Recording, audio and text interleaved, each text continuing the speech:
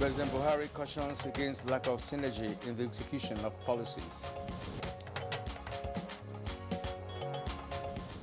We cannot afford to lose focus regardless of the challenges. Our eyes must therefore remain fixed on the ultimate goal.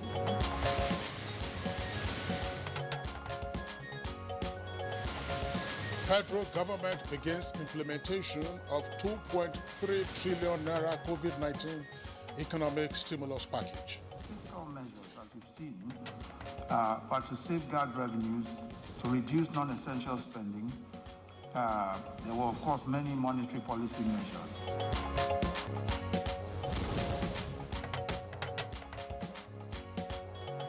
Nigeria's COVID-19 positive cases increase as NCDC confirms 296 new cases.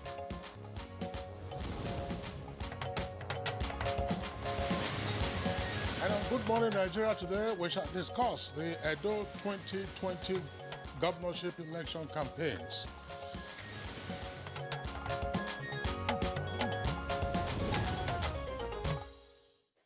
Less than 2 weeks to the Edo 2020 gubernatorial election, the campaigns have entered home stretch. The 14 candidates are intensifying efforts as the trail moves from ward to ward with campaign promises in the 18 local government areas of the state. That's right, Kirian. Governor Godwin Obaseki of the People's Democratic Party, PDP, and Pastor Osagie Ezeyamu of the All Progressives Congress, APC, are the two most prominent contenders for the Edo governorship position. Now, both candidates have swapped the platforms on which they contested in the 2016 election, which was won by Obaseki. Well, Kingsley, there's only one female governorship candidate in the race. That is Tracy Ebun Agol of the New Nigerian People's Party, NNPP. Now, the only woman running against 13 other men in such a charged political atmosphere. That's right, Kiri, and of course it is regrettable that the election campaign has also been characterized by smear campaigns between the two main candidates, their supporters, that is to say, who have taken swipes at each other at every opportunity since the campaigns were flagged off. Now, the actions of both parties have also erupted in violence in a number of instances. Yeah, I recall sometime last week, the Oba of Benin sat the key players down, and spoke to them like his children, reminding them of the level of their friendship ever before the campaign started, and wondered, why they cannot keep to that and get this election done, based on the rules of the game. I want to believe that they have taken serious measures to actually put to effect what the Oba has said. Of course, Oba is well revered in Benin. Thankfully, both candidates have promised to put a stop to their war of words and violence between their supporters. This followed the intervention of the Oba of Benin, as I just mentioned, Omonobanedo Ukuwapolopolo, Oba Eware II, who stepped in to calm the political atmosphere ahead of the election. Well, on the 14th of July, the APC candidate, Pastor Osagie Ezeyamu, officially unveiled his 50-page manifesto titled The Simple Agenda. Simple, of course, is the acronym for the number of issues that he intends to deal with if elected, which he says, of course, is a covenant between him and the people of the state. If, of course, he gets to be elected, then they can use that manifesto to assess his performance. All right, and the Edo State Governor and the candidate of the People's Democratic Party, PDP, on his part, has designed socio-economic policies which he said are contained in his Making Edo Great Again mega manifesto meant to address the challenges arising from the coronavirus pandemic. Well, how well have these manifestos been articulated with the voters, and how do they resonate with key stakeholders throughout the state? More importantly, what assurance do Edo people have that their votes will, at the end of the day, count? And this is against the background of the fear of intimidation and violence during polling. These are hints of pertinent questions that will be raised in the course of our conversation segment today, of course, being Wednesday. I'm Kingsley Osadolo, and I welcome you to Good Morning Nigeria, reaching you live on the network service of the Nigerian Television Authority. We're broadcasting from our Abuja headquarters studios. Right, and I'm Kirian Umayo. Thank you very much for joining us for this edition of the program. And following tradition on Good Morning Nigeria, we shall bring to you some of the complementary segments as much as time will allow us, and of course, including the newspaper review segments, business, and what have you. For now, let's join Abdul Malik Adiu, who is seated with the morning news highlights. Hello, Abdul Malik. Good morning, Kirian, and good morning, Kingsley. It's good to have you join us on the morning news. Now, President Muhammadu Buhari says, despite enormous challenges bedeviling the country, his administration will neither shrink to its responsibility nor lose focus in its commitment of taking Nigeria to the next level of development. Consequently, he warned that insufficient collaboration, coordination and synergy amongst MDAs in the implementation of policies and programs will not be tolerated. The president was speaking at the closing ceremony of the first-year Ministerial Performance Review Retreat, which lasted 2 days. Trumpets, I have to charge all of you to defend the government vigorously and not allow irresponsible and politically motivated activists to keep spreading patent falsehoods about this government. Now, the focus of economic sustainability plan programs, as often explained by Vice President Yemi Osinbajo, is to prevent the nation's economy falling deep into recession during and after the COVID-19 pandemic. The Vice President, in his presentation at the Ministerial Performance Review Retreat, says, though the federal government has commenced the implementation of 2.3 trillion stimulus package, the economic distortions and hardship caused by the COVID-19 pandemic require the relevant ministers and stakeholders to expedite action on the plan adopted to mitigate the effect of the crisis on the economy. First, the fiscal measures, as you've seen, are to safeguard revenues, to reduce non-essential spending. There were, of course, many monetary policy measures.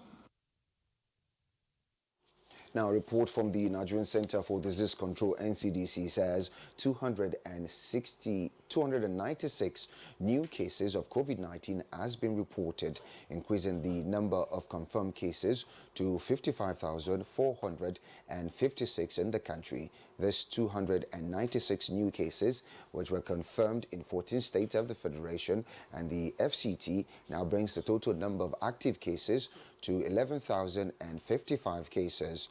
Of the 296 new cases, Plateau State has 183, Lagos comes in second with 33, and the Federal Capital Territory comes in third with 25. Now, Ogun has 16, Oyo 7, Ekiti 6, Kwara and Ondo State have 5 new cases each, while Anambra, Imo and Nasarawa State recorded 3 new cases. Others are Rivers, Gombe and Edo with 2 new cases each, plus Akwa Ibom with just 1 new case. On the NCDC number of confirmed cases, on state chart, Lagos tops it with 18,422 cases, followed by FCT with 5,335 confirmed cases, while Oyo comes in third with 3,201 confirmed cases. Now, of the 55,456 total confirmed cases in Nigeria, 43,334 patients have been discharged following the recovery, with 1,067 deaths recorded. Now, the devastation of farmlands by flooding across communities is a setback to federal government policies of improving rice cultivation for local consumption. Against this backdrop, the federal lawmaker from Kebbi State have offered suggestions that could mitigate the impact of the disaster as farmers count losses running into billions of naira. Preparation for dry season farming and the reconstructions of major infrastructure affected in the state. From the valley of Argungu down to close to Benin Republic, all that area is submerged by flooding. This is quite different. Now, the All Progressives Congress Governors Forum has commended the federal government for successfully getting the UK Commercial Court to order stay of execution, which also suspends any penalty against Nigeria in respect of the $9.6 billion process and industrial development debt judgment against Nigeria. Chairman of the APC Governors Forum and Governor of Kebbi State, Atiku Bagudu, in a statement says this is among critical issues discussed during a teleconference. The APC governors commend Nigerian's legal team led by the Attorney General of the Federation, Abubakar Malami SAN, and President Muhammadu Buhari for efficiently managing Nigerian's economy, which has led to giant strides in the execution of major national projects that includes the revival of railways, the second Niger Bridge, Ajakuta Steel Road project across all parts of the country. And that concludes the morning news. Good Morning Nigeria on Edo 2020 governorship election campaign continues with Kingsley and Kirian after this break.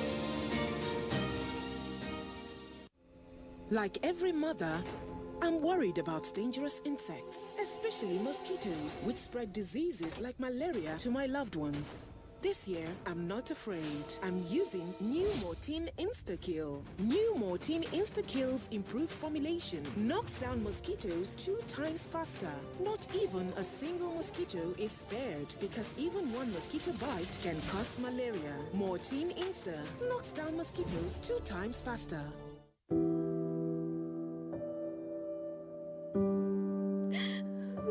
She cries. She cries in anguish and in pain. She bears the scourge of her grief. She toils in vain for justice and succumbs to silence. He gloats over his malady. Like a beast, he pounces with no remorse. Her cry means nothing. Her pain feeds her shame.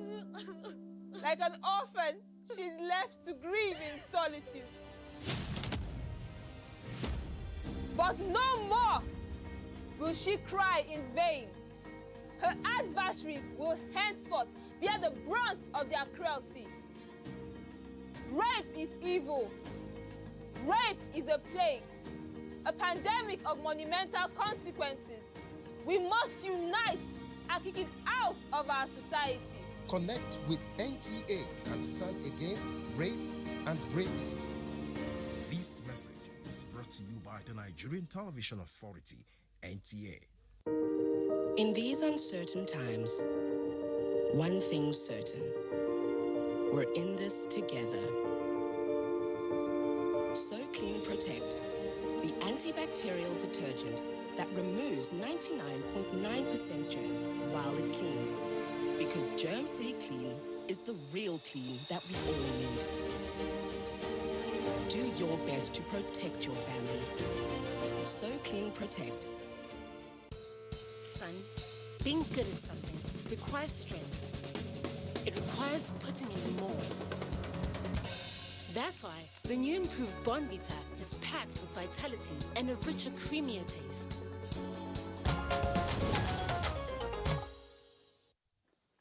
Watching Good Morning Nigeria on NTA's network service. Now it's time for business news, so let's join our correspondent, Ronami Agirani.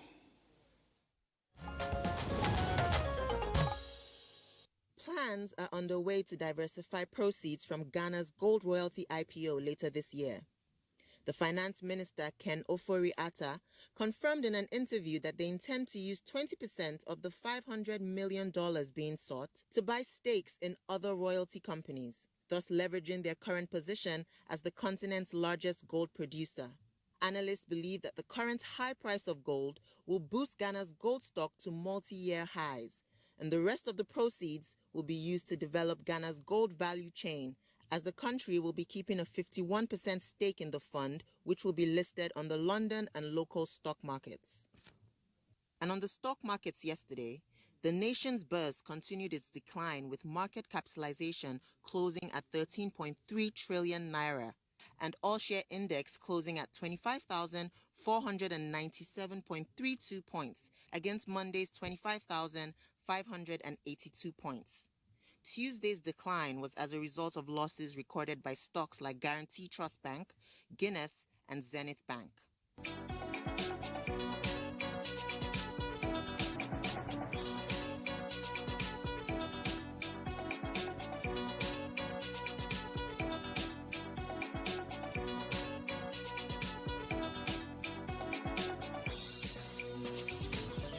With business news, I'm Ronami Egirani. Thank you, Ronami, for the business package. Newspaper review is next on Good Morning Nigeria.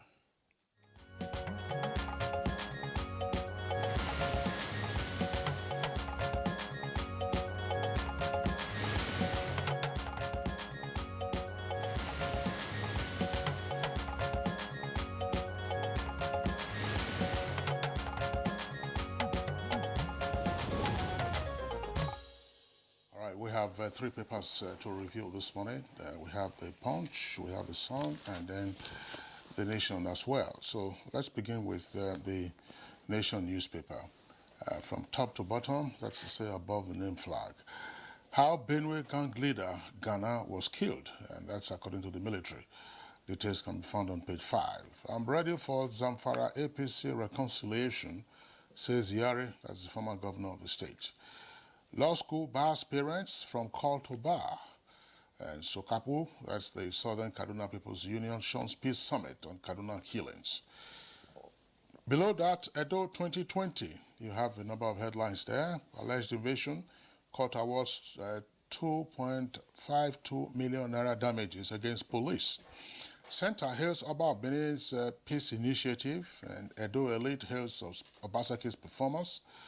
INEC committed to credible poll, and Isaiah best option. Details can be found on page 3. Ministers move to end doctors' strike, and parley in Abuja today, patients leave hospitals. And Bagudu visits victims of flooding in Jega.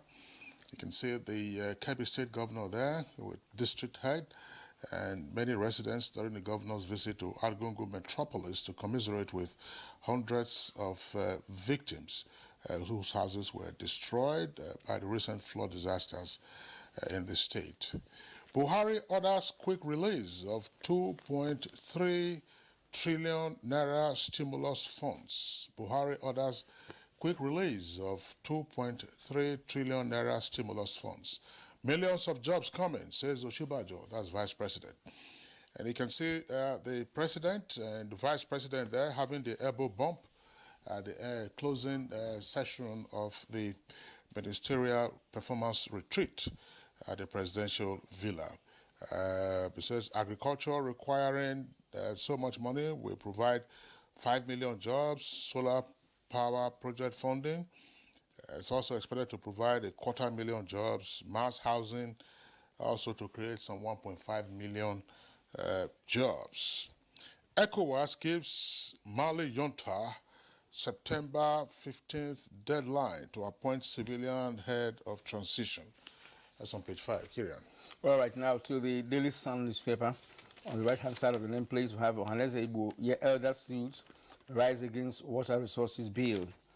With the two riders, Southeast looking up to Pan-Igbo organization for 2023 presidency push group. Governors betrayed people on regional security. All right, wanted militia leader Ghana killed. Protests against electricity tariff, fuel hike, Rock Ocean, Ogun, Ondo, and Oyo. Police filed demonstration in Lagos No agitation will be allowed in Borno, says the security. Now, below the photo story on the right-hand side of the newspaper, alleged money laundering, EFCC rearranges Malabu Oil Company, 7 others on fresh charges. What I told Trump about Christian massacre allegation, Buhari, page 27. Terrorism, Customs disowns memo on plot to attack FCT and others. That's on pages 26 and 27. On plans, UN plans the radicalization program for repentant Boko Haram. Okay, UN plans the radicalization program for repentant Boko Haram members. That's 26 and 27. Edo, Ondo, Goba, INEC to decide on card reader controversial matters tomorrow. That's on page 19. Well, that's all about it. The issue here is a protest against electricity tariff. I don't know how much impact that has been able to make across the nation, or whether we should just pockets of protests, here and there, but they've not been able to form a big time protest. That can, shake the nation. Usually, what we get these days, it's a few number of people coming together to protest. When protest is protest, right? Huge number of people. It shows some sense of seriousness. Well, Kieran, as I thought the point you are making, there's no groundswell of protest against the increase in the pump price of petrol, which is not to discount the rationale for the protest in the first instance. But what is critical is what the federal government has also indicated, that the country is now in a season of full deregulation of the downstream sector. So I don't know what any protest would yield at this time to say, look, reverse the price. The government says, look, I'm not fixing the price. PPROA says, look, we're no longer fixing the price. But when you say that there's deregulation, that is where the core issue is. The fact that there's deregulation does not mean the absence of regulation. It means that, fine, you cannot fix your prices, but there are still rules for a number of government agencies, including the DPR. What guarantee is there that when you go to the filling station and you want to buy a liter of petrol, that what you are actually served is 1 liter? Exactly. Yeah. What guarantee is there that the pump head itself has not been rigged? Exactly. Yeah. So these are the issues. As a matter of fact, I've been privileged, a long time ago, to cover DPR. Yes. When we went on, we're going to filling stations, to ascertain, their metering. That's right. So, they have these, their own 10-liter, jerry can, it's made of metal, and they're kind of reading, that you can read. So they say, okay, fine, put 10 liters here. They put 10 liters, you read it, and discover that what is there is 7 liters. Precisely. Right, so, and it happens, there were 10 stations that we went to consider at that time, right? Well, some was even, were even a 6 liters, as against 10, that was read on their meter. So, it's right. Let me tell you this. In some stations in Abuja here, there are stations that people want to go to buy fuel. That is true. Because there's some level of sincerity in them. if you go, if you buy, you're sure. And you see people queuing up there, right? While other places are empty. So I think that's one of that. That's a very significant example that you have raised, Kirian. So as we said, the fact that there is deregulation does not mean that fuel and stations can behave and act anyhow they like, fix their prices arbitrarily. Of course, if you fix your price arbitrarily, nobody's going to come to you. But if your price is what you have fixed, let it be sure that there's real value for the money that the customers are paying. It is not just the DPR only. There's also a department or a unit in MITI, that's the Ministry of Industries, Trade and Investment, that goes about units and measures. That says, look, if it is 1 liter of measure that you're talking about, indeed it is 1 liter of measure. The other significant point that we have often raised in recent times, Kirian, has to do with the fact that, look, all of this now is being dependent on importation of fuel products.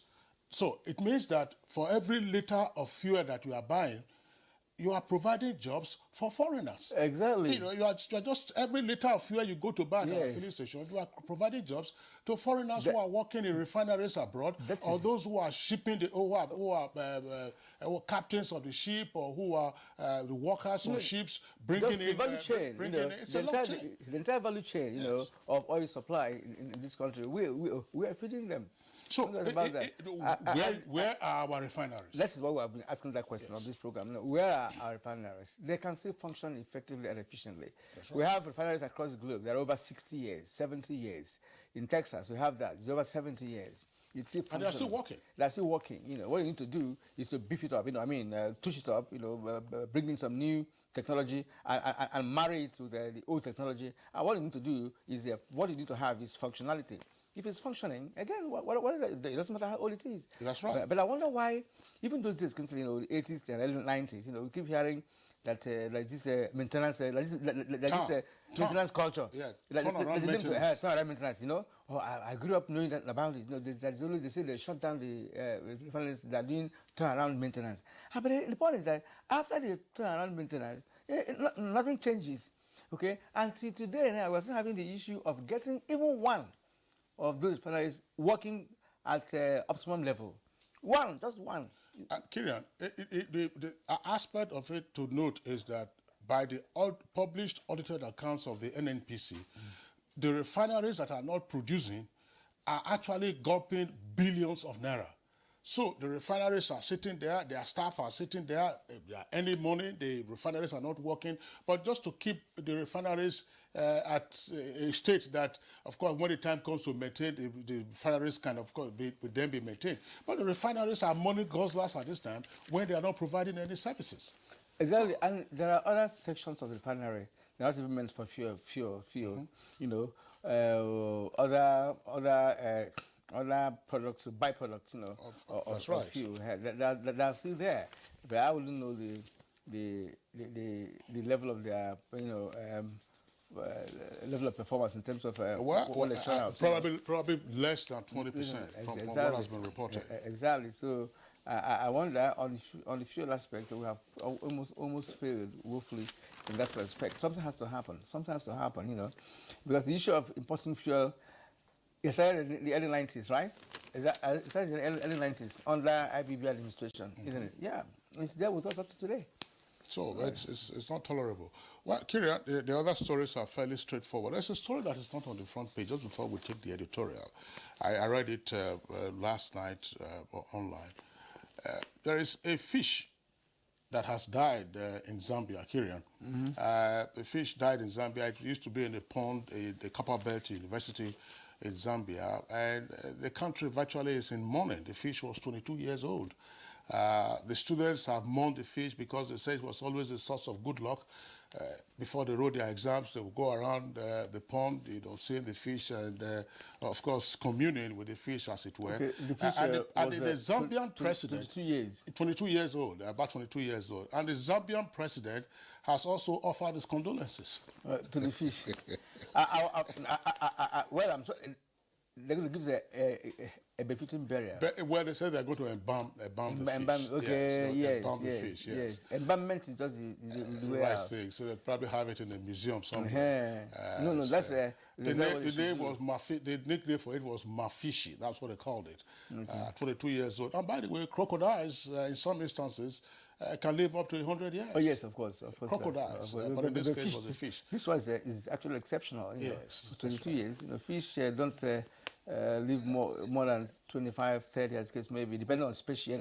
Depending on the species, yes. And the fish was lucky that it wasn't harvested and then used for pepper soup or some other thing there before. Yes. Africa's unenviable record of sit-tight leaders. You know, of course, that one is well, it's not really peculiar to Africa anyway, because there are leaders in Southeast Asia, even in Europe, you know, who have been there for a while, you know.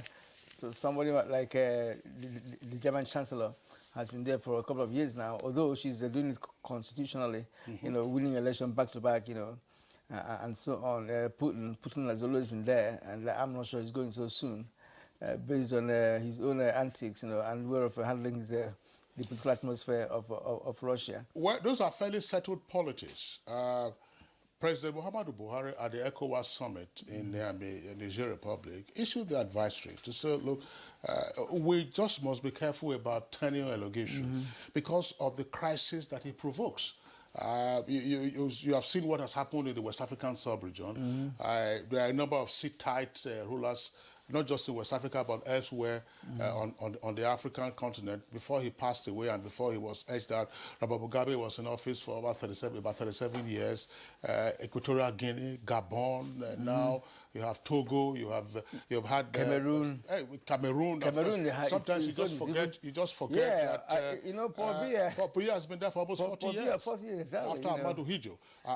But no, Cameroon. Yeah. So when you take a look at that, it's worrisome. And then look at Cote d'Ivoire.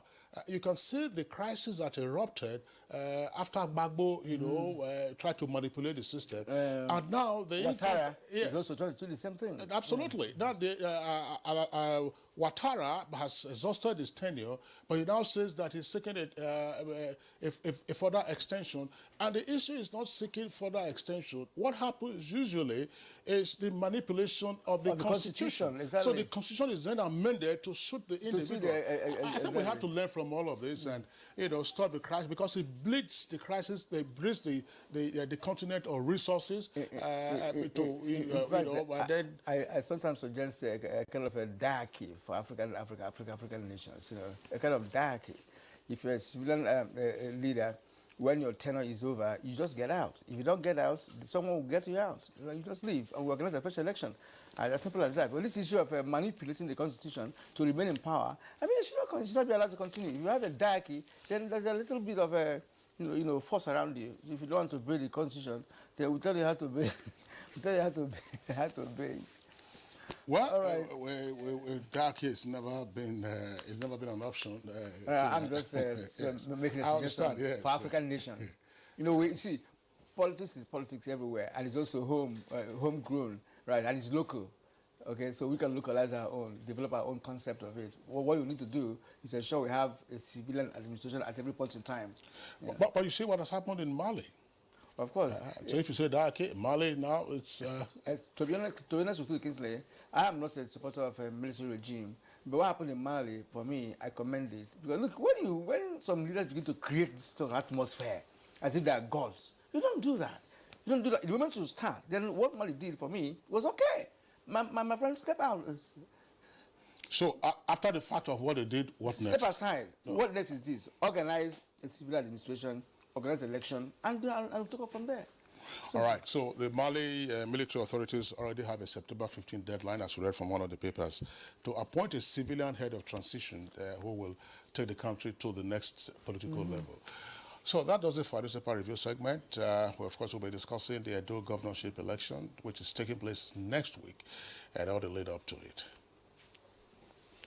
NTA TV College Jos, an affiliate of Ahmadu Bello University Zaria, is currently admitting students for its ordinary diploma programs in television journalism, television production, and television engineering. Interested candidates are advised to obtain relevant information concerning eligibility at our website at www.ntatvc.edu.ng or marketing department of any NTA station nationwide. For further information, contact Assistant Director, Marketing, NTA TV College Jos on 0803-314-4383 or the Academic Office of the College on 0806-980-9807. Announcer, Registrar.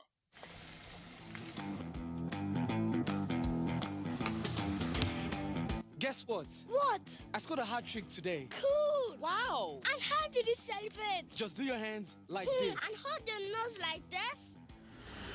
Body odor is caused by germs. That's why you need the new improved Dettol Cool Soap, which protects against 99.9% odor-causing germs with an extra burst of menthol freshness.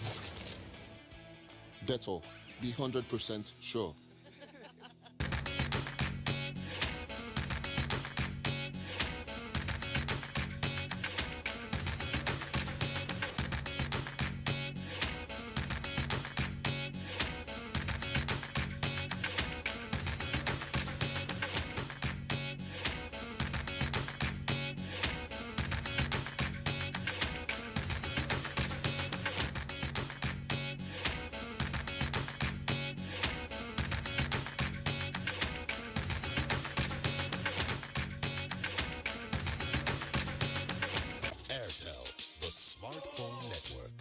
Disinfect and protect your home with Jik. Jik kills 99.9% of illness-causing germs. Disinfect floors, kitchen and bathroom surfaces, and wash white cloths, towels, and dishcloths with Jik bleach. Just Jik it. Disinfect and protect your home with Jik. Jik kills 99.9% of illness-causing germs. Disinfect floors, kitchen and bathroom surfaces, and wash white cloths, towels, and dishcloths with Jik bleach. Just Jik it. Good morning, Nigeria is reaching you live on the network service of the NTA. Before we kickstart our conversation this morning on Edo 2020 governorship election campaigns, Oyemi Ajayi has put together a backgrounder to set the tone for the discussion. Stay with us.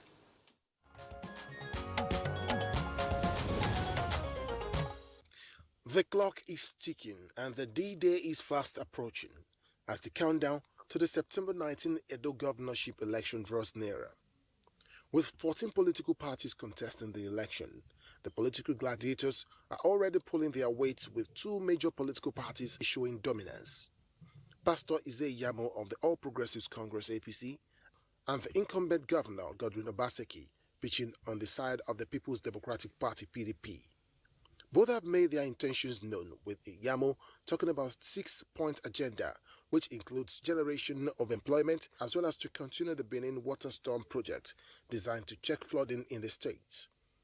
For months, series of activities have taken place in the course of campaigns which ended in violence and attacks on the followers of both parties, prompting stakeholders and other concerned Nigerians to appeal for peaceful conduct from all sides. On his part, the Oba of Benin, Oba Ewaye II, has called on the political actors in the state to call their supporters to order ahead of the election, charging them to restrain their supporters from turning the state to a war theater. In its observation, a non-governmental organization, YAGA, published its findings from the electoral activities in Edo State, with much fears and anticipation on its impacts. The report says, based on observation, 13 out of 18 local government areas are considered potentially hotspots and flashpoints of violence, while recommending the support of security agencies to curtail the proliferation and the use of firearms and other weapons, as well as ensure appropriate sanctions for those implicated in thuggery and violence. Now, as the D-Day is fast approaching, how best can the political actors behave in order to ensure peaceful election, even amidst COVID-19 pandemic, which supporters and players have continued to flout during campaign? This question and more are before guests already seated for this edition of Good Morning Nigeria.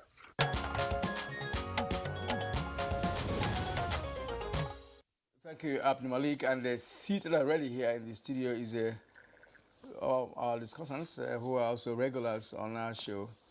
First, I'd like to introduce Esther Uzoma, co-convener, Nigeria Civil Society Situation Room. Welcome to the program. Thank you very much. Also seated here is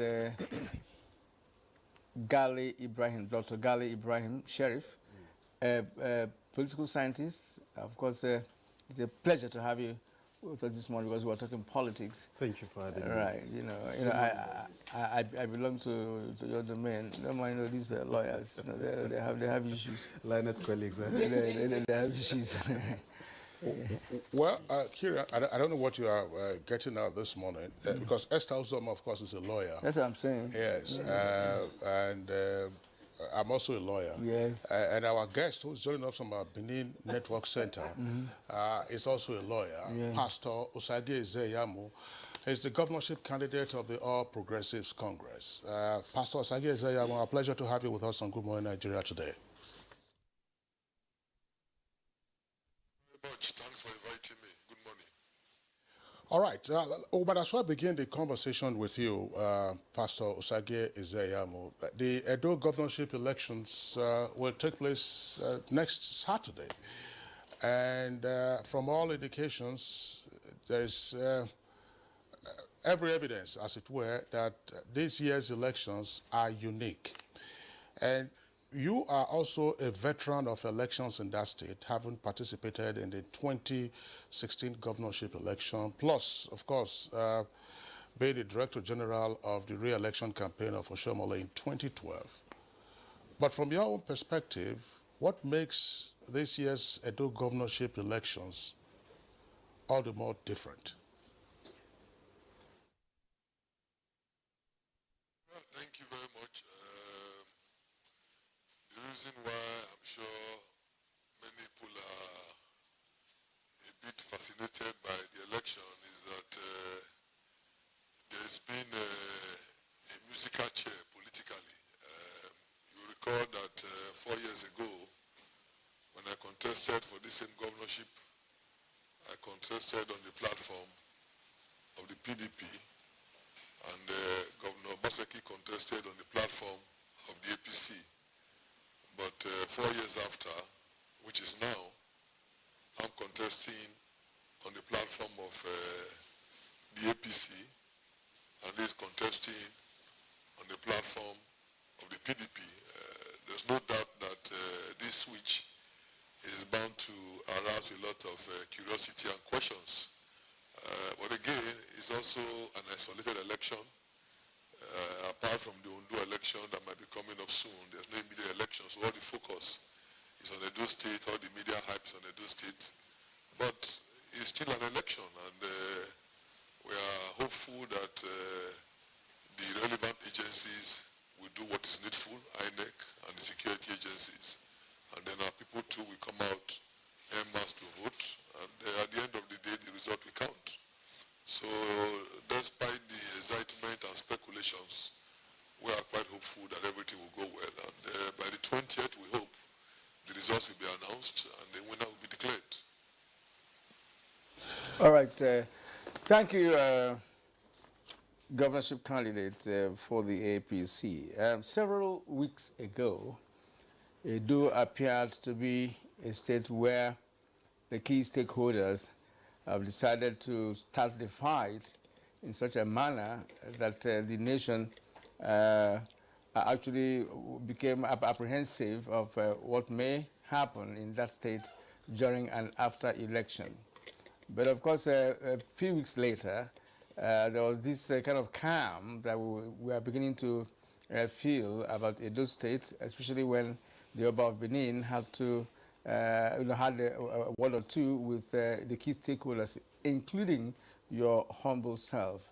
Fill us in with the situation in Edo State with respect to the preparations for this election. This time around, I want to talk to talk about the different camps in terms of followers, in terms of the campaigns, and of course the behavioral pattern for today with respect to your followers who have been accused in the past of course, being violent, not just yours, but on the both sides. Well, I think that the media especially should be very specific in terms of those who are engaging themselves in violent conduct. I'll be very sincere with you that in all this, we have conducted ourselves very peacefully. And if you want me to be specific, I'll tell you that even in cases where the police have made arrests or the truth has been told, it's been clear that most of this violent conduct has been from the other political party. We also want to thank His Royal Majesty the Oba of Benin for the meeting that he called. If you had watched that tape, you would also notice that in as much as he told us not to engage in any blame game, but he also pointed out the direction where the violence must stop or where the talks must be ordered to stop whatever they are doing. So we are committed to peaceful campaign. We believe that the only way winner will emerge is if the election is peaceful. And in all the campaigns we have done, we have stressed the need for peaceful conduct. For unfortunately, the other side, that is the one that is engaged in these violent acts, are also the ones who are also going to the press to give the impression that Edo has become a war zone. My take is that they are trying as much as possible to to scare voters from coming on that day. You know, when you scare voters and the turnout is low, that is when manipulations are very easy. Unlike when you have a lot of people coming out, and it's difficult because many of the time they want to watch what is happening, they want to make sure the results count. But when there is nobody there, you can write all kinds of fictitious figures. So the truth is that it is the same people who are engaging in violence who are also the first to go and report. I'll give you an example. We had a report from Apanam in Isako West that the PDP rally was disrupted by APC followers. But luckily somebody filmed it. And by the time we watched the tape, it was the reverse. We actually saw PDP dogs going into the communities, shooting, and creating all kinds of mayhem. And in fact, even forcing the police to stop recording. And even the deputy governor himself admitted that he had to seize the phone of the area commander, an assistant commissioner of police, a woman. Why would you seize that phone? He did it because he felt that they were recording what they were doing. And it was unfortunate. But it were the same people who came on air to say that their rallies were disrupted when it was not so. Now look at the House of Assembly when the place was vandalized. The governor took people there. Unfortunately, 7 of these young boys were arrested with arms. They were taken to Abuja, and when the investigations were concluded, and they found out that those who sponsored them are high-ranking officers in the Edo State government. They brought them to Benin to charge them. Those people that sponsored them are still at large. Nobody has arrested them. But unfortunately, the state government has actually arranged for their bail. Young men who had guns, who went to the House of Assembly for whatever purpose you can imagine. And you can imagine that at the time when we are talking about violence being possible in the election, people who have shown a propensity for violence have been arrested with arms, and yet, days to the election, they have been released on bail. On what basis? Was it in the public good for such people to be released? Who facilitated their bail? If you go to our detention centers, you see people who have been there for God knows how long. These people did not even spend up to 1 week before they were released on bail. This is worrisome. Which party did they belong to? Who arranged their bail? So a lot of times when people are talking about violence from the political parties, they need to be a bit more specific. I have written to the police a lot of times. You know, my billboards being destroyed, my posters being removed. You know, when you go to town, it's like, oh, we don't have posters, but it's not true. Every time we do them at night, they go there and they remove all of them. And the only reason why, you know, our people have been very law-abiding is that we continue to appeal to them, that they must not take the laws into their hands. Even before the Oba made the appeal, we have been stressing this, that, look, we understand the intention of these people is to create a war zone so that everybody will be scared to come out. So no matter the provocation, what you can do or what you should do is to report to the appropriate authorities. Go and report to the police. Incident the matter. But on no condition must you say, because they slapped you, you must slap them back. We went to Ewu in a rally, and 2 young men came. You know, they have been thoroughly beaten. Why? Because they were putting my posters in a particular place, and the local government council chairman told talks to attack them. And they attacked them. And the crowd were incensed and said, oh, they must retaliate. I said, no, just go and report to the police. You know, don't do anything about it. And that is the pattern we have followed. And I want to assure you that we will continue to follow that pattern. We are very confident of our acceptability at the grassroots. So we're not going to do anything that would make our people to be afraid. And we'll continue to appeal to them that no matter what, they must come out. And for me, though, because it's an isolated election, I believe that the security agencies will have more than enough manpower to be able to go down all over the place. Once that manpower is there, I'm sure that nobody will dare do anything that is stupid. So I'm very confident that, you know, those who think that there will be so much violence will be shocked. On that day, it will be peaceful, and people will go and vote, and the votes will count. So that's my take. All right. Thank you very much, Pastor Sagi Ezeyemo. And just for our viewers to know that we'll expect the candidate of the People's Democratic Party, that's incumbent Governor Godwin Obaseki, to be our guest on Good Morning Nigeria either tomorrow or Friday. He's still trying to work out his convenient schedule to be our guest on Good Morning Nigeria, so he will have his own opportunity of also stating either his case or responding to some of the issues that will arise in the course of today's conversation. But I still want to stay with you, Pastor Osage Ezeyamo. You say that the campaigns have been going on. Now, some outsiders would say to themselves that, look, the campaigns have been, in their opinion, full of hot air, name-calling, insults, and all that. What really are the issues in these elections? Well, thank you very much. Again, what you have said is true, but, you know, it's coming from one side. Everywhere I have gone, you will see me talking about the simple agenda. Even in this place, I brought it here. Everywhere I've gone, you know, printed, published, being circulated all over the state.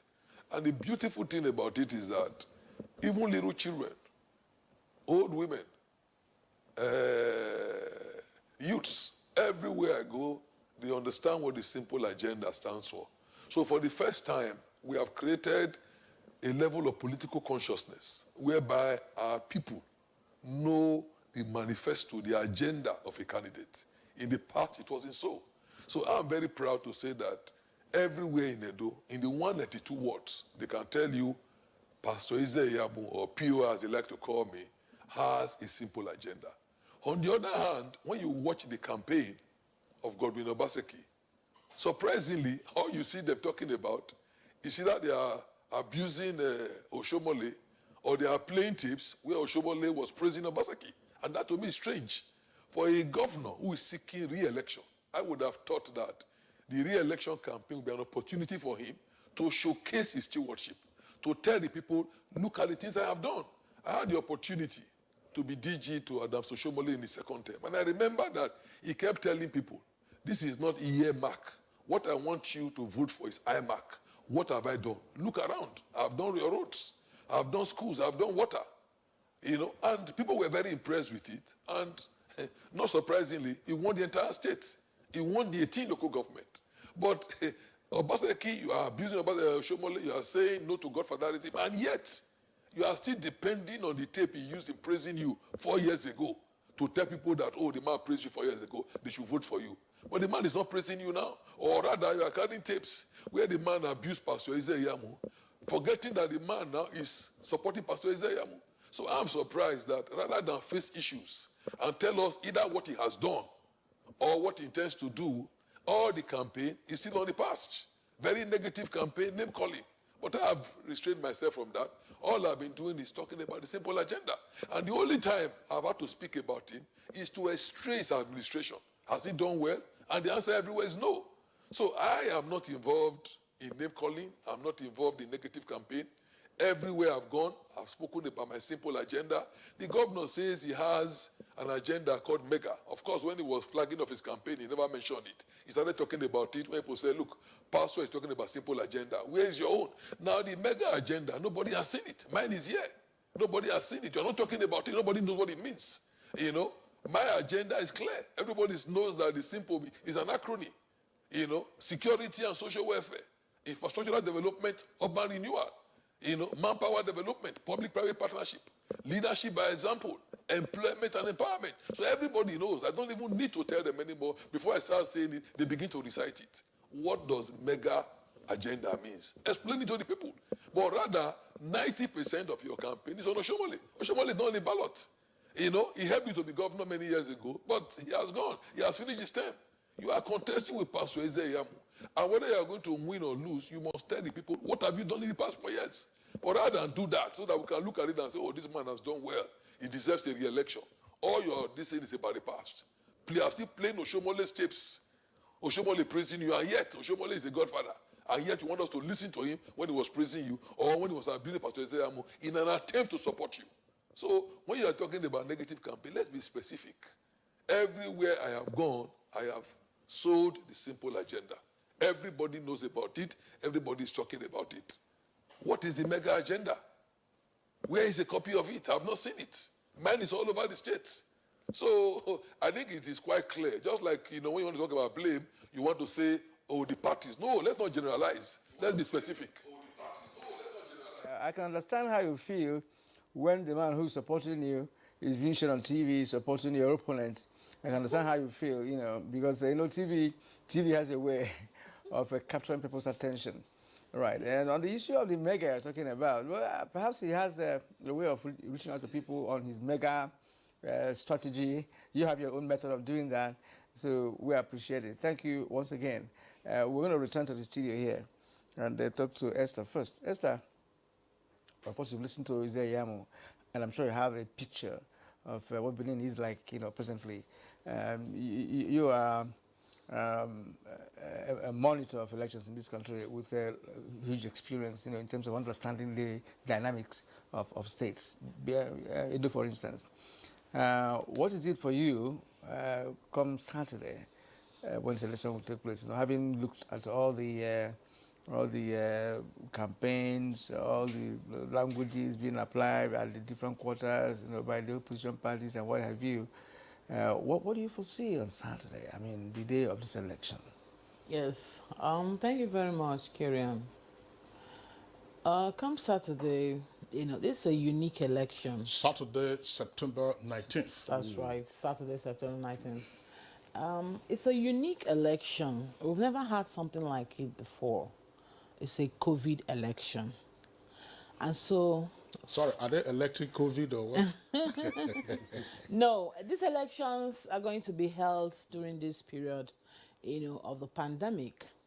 Now, Nigerian Civil Society Situation Room, where I'm co-chair, we've had visits with various stakeholders. We engaged the Inspector General of Police. For the first time, the IG initiated the meeting with CSOs. Before now, it's CSOs that will say, oh, IG, come and tell us what your people are doing. But this particular IG said, please, come, let us talk. And we did tell him it's a step in the right direction. We engaged with him. They briefed us on their manpower deployment. They'll have 3 helicopters in the 3 senatorial, you know, districts, deployment of Nigerian police, and then their activities at the level of the interagency, you know, committee. And so we're on the part of INEC, we are going to be looking out for compliance with the new code for voters, code of conduct for voters. INEC did bring out a COVID guideline in conjunction with NDDC, taking, you know, break from. So what we're going to be looking out for is compliance. You know, face masks should not be branded. You don't go and say, oh, yeah, because there's compulsory, you know, face masks. If you don't wear your face masks, you cannot vote. Then you go and put on a face mask with the logo of a political party. That is out of it. The social distancing, you know, we also look out for the extent of compliance. And we're also looking at, they said, listen, they're going to have 2 lines, one outer and one inner. We're going to see to what extent that is complied with. And of course, temperature checks, the thermal devices that will be used by INEC compulsorily to ensure that persons who come to vote are not persons with symptoms. We're going to be looking out for compliance with all that. Provision of alcohol-based sanitizers. We're going to be looking out for all that. This, because INEC said, listen, if anybody who is displaying symptoms, who has symptoms, will not be permitted to vote. Anybody who is displaying symptoms, you know, high temperature, season, coughing, they say, listen, you have to be isolated and not permitted to vote. So we're going to be looking out for how does all this pan out? You know, the problem of crowd control and all that. But above all, also, we're monitoring the process now, and we're looking at the gladiators. Now, in all the local governments, we have also isolated flashpoints, possible areas of violence. Isako East, you know, West, Eshan, and all some other local governments. And above all, we're looking at the conduct of the gladiators. What are they doing? What is their body language? How are they encouraging their followers, to violence one way or the other? So for me, these elections will gain a lot of experience as we proceed to Ondo. All right. Let's see. It's know how it will be difficult to manage the crowd at this point in time. They are reducing the number of collation areas. They are reducing the number of racks so that contacts will be limited. These are some of the virgin guidelines brought by INEC, which are provoked by the pandemic. So these are a lot of issues that I'll be looking at. What about the live transmission of results? For the first time, results will be from the polling units who are going to be getting the results live. And so these are new things, and we'll see how it all pans out. Yes. All right, Esther, thank you very much. Of course, we'll return to you to deal with some other specific aspects of the election. Dr. Gali Sharif, what is your reading of the lead-up to the Edo governorship polls? Well, the lead-up is clearly manifest, especially in the campaign processes. Looking at the historiography of democratic campaigns, coming down to Nigeria and looking at Edo elections or governorship elections 2020, we have actually itemized the nature of campaigning processes, especially as conducted right from the Greek city-state.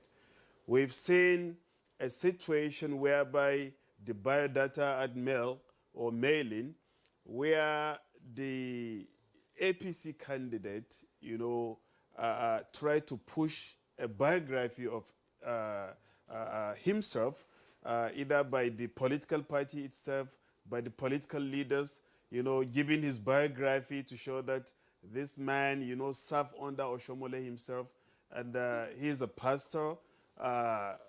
This is his position, in the state. So apart from this, we also see the name ID at mailing. Why? Because we have seen how one name actually dominating the election processes. Why? Because if you ask people, they'll tell you it's an election between Godwin Obaseki and Oshomole. Why? Because the campaign processes of APC, if you critically look at it, the people claim that it is like Oshomole campaigning for Yamu, so to say. So that is why all the features and characteristics of typologies of campaign are actually being displayed, in the Edo elections. But one major thing that brought out a kind of political ineptitude in the process is that if you look at the issues-based campaign processes of the two candidates, the mega agenda, as he made mention of, looking at the security issue, education, infrastructure, and one major issue which Obaseki promised, to the people is that he promised to build, or he has succeeded in building schools, with doors and windows that cannot be vandalized. So that actually made me laugh. Why? Because in Nigeria, not only primary, secondary school, even university, classrooms or lecture halls, whenever you get there, you see that all these places are open, for students to get in. And so I was imagining, the schools in Edo State, are they going to be stocked with golds and diamonds? That, for people to be afraid of vandalizing, this particular process. So I think it is, it is politically naive, to have announced this. Then coming down to the APC candidate also, part of the simple agenda. He made mention of job creation, public-private partnership, leadership by example. You need to lead before you determine to the people that you have led by example. So I think it shouldn't come out of even a campaign agenda, because you were not a governor before. And what example could you actually table to the people? You know, legitimacy by example. What have you done? So I think that shouldn't have been part of the simple agenda, you know, of the campaign processes. And just as she said, it is going to be a COVID-19 election. I see it as a precursor to the 2023 elections. Why? Because if the ruling party, allows the PDP to actually have Edo State, it is a testing ground, because that will actually have... what do you mean allow, if they allow? I mean, if you Are you suggesting they would throw the election? No. I mean, we are talking of campaign now. You know, campaign is all about political communications. Campaign is all about influence. You know, you give out people, I mean, your agenda, you know, what you want to achieve politically. So you sell your own self, you know, to the people. So if you are able to sell, I mean, to market yourself to the electorate. So if you are not able to do it, then you allow the other party to take it all, then there is going to be a political issue there. So what I mean, if you are not able to market yourself politically to the electorate, and you allow the opposition take over, then that is a signal for 2023 also. Then, if the APC returns, then we have so many variables at play. Why? Because she made mention of INEC. INEC says that it is not even after the election outcome, but INEC is after the integrity of the elections, the acceptability of the elections, how it should be able to make people accept the result of these particular elections and conduct a free and fair elections, you know, in Edo 2020 governorship elections. Dr. Gali, thank you. Kira, I know Pastor Osage is still there and is going to be with us throughout the rest of the program, so he will have the opportunity of responding to the issues raised, including, for instance, the one by Dr. Gali, whether or not leadership by example ought to be an item in his manifesto. But I was just wondering, how much of an issue can we make of the fact that these are personalities who are changing platforms and they are all interrelated? I'm asking this question, Dr. Gali, and then perhaps Esther may also respond before we return to Pastor Sagi Ezeyamo. In 2016, Adams Oshomole, as incumbent governor, outgoing governor, campaigned for Obaseki, who was then the candidate of APC. Now, in 2020, Oshomole is campaigning for Osage Ezeyamo, who then was the challenger in that election in 2016.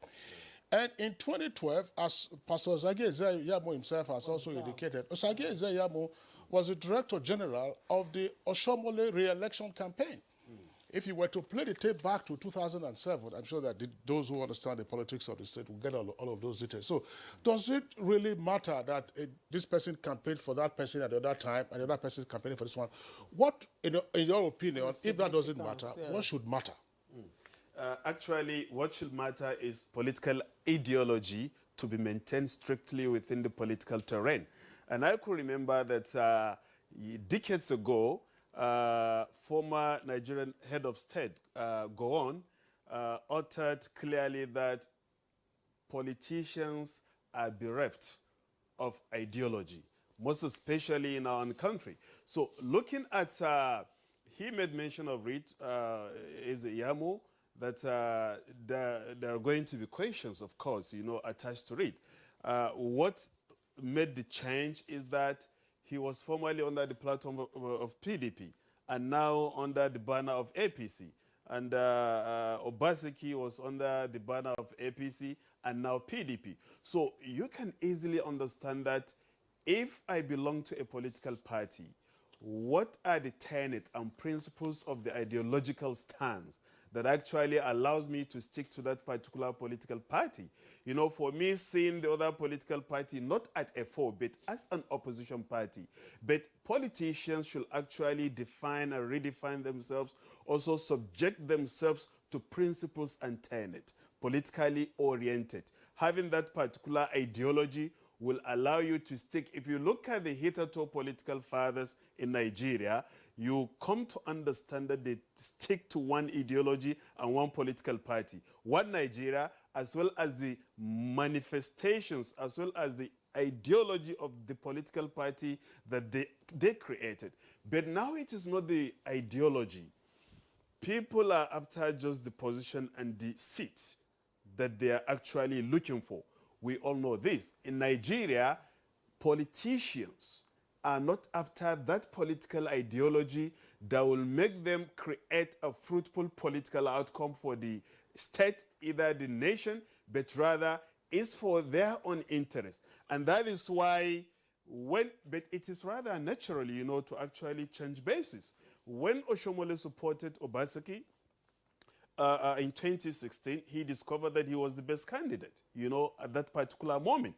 And even now, when Obaseki was actually disqualified under the banners of APC, then what do? Who should be the best contender for us to actually bring in to contend, to contest these particular elections? So they now brought in Yamo, to contest under the banner of APC. So you can see what politicians ought to do within the framework of Nigerian politics is to maintain political ideology and have the services of their people at heart first, not actually their own interest.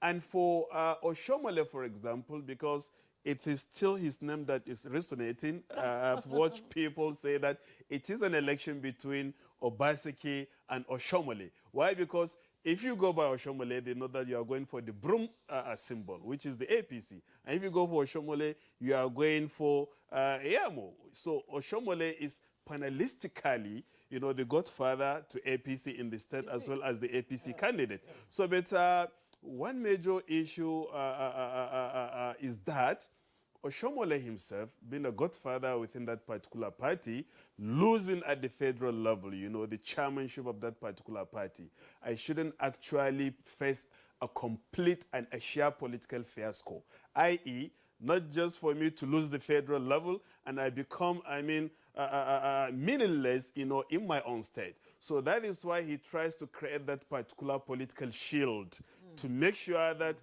this man is actually brought out and well supported. And I give you an example. All right, we'll pause you. Esther has been itching to say something. Yes. You see, Kingsley, the question you ask, should it matter, of what significance? It is significant to the extent that these persons are portrayed as flip-floppers. A doubtful man is unstable in all his ways. I didn't say that. Pastor Yamo knows who said that. It's the good books. And so that impression, that picture of being a flip-flopper, it is very, I doubt if it is good. And it gives the electorate the impression that, or rather, it is born out of vulgar pride. Wherever I go, the people will follow me. It is extreme, vulgar, degenerate pride. You think people do not have a mind of their own? I go A, they go follow me to A. I go to B, they follow me to B. It is born out of that degenerate pride. They will always follow me, which is not. So to the extent that. But can you contextualize that? Because there is a constitutional requirement for you to belong to a political party to contest election. Some persons would argue. And to the extent that sometimes you get squeezed out of a platform, you have no choice. We have had cause to discuss that on this program in the past. Yes. I like the word you use, advisedly, squeezed out. So what that squeezing out ordinarily gives the impression that, something foul has happened. That is it.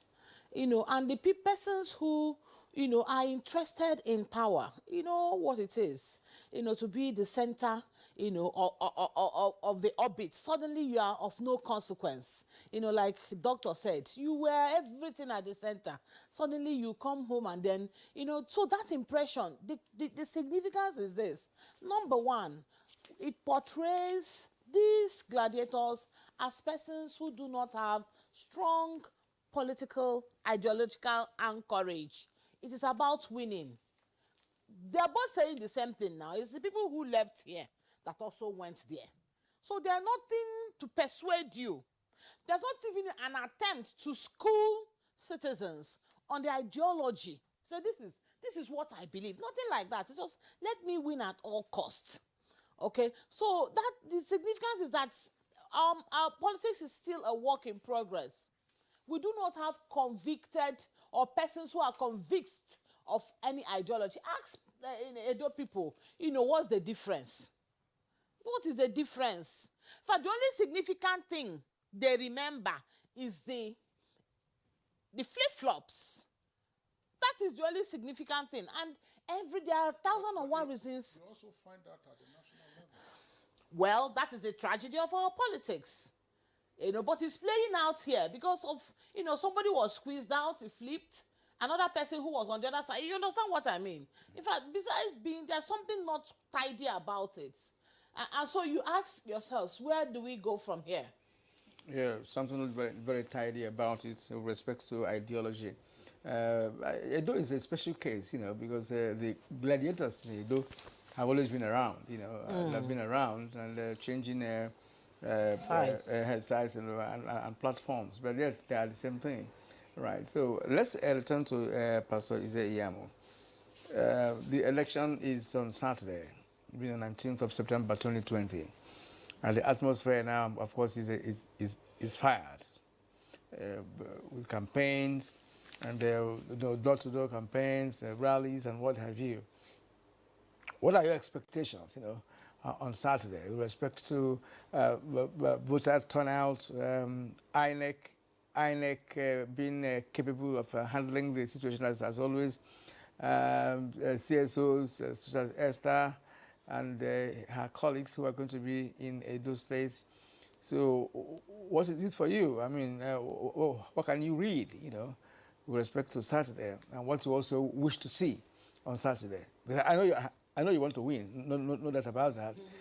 But you don't have to win through a process, campaigns, conventions, and what have you. Well, you, of course, have a strategic paper you always present to the people here, a simple agenda, if I get it right.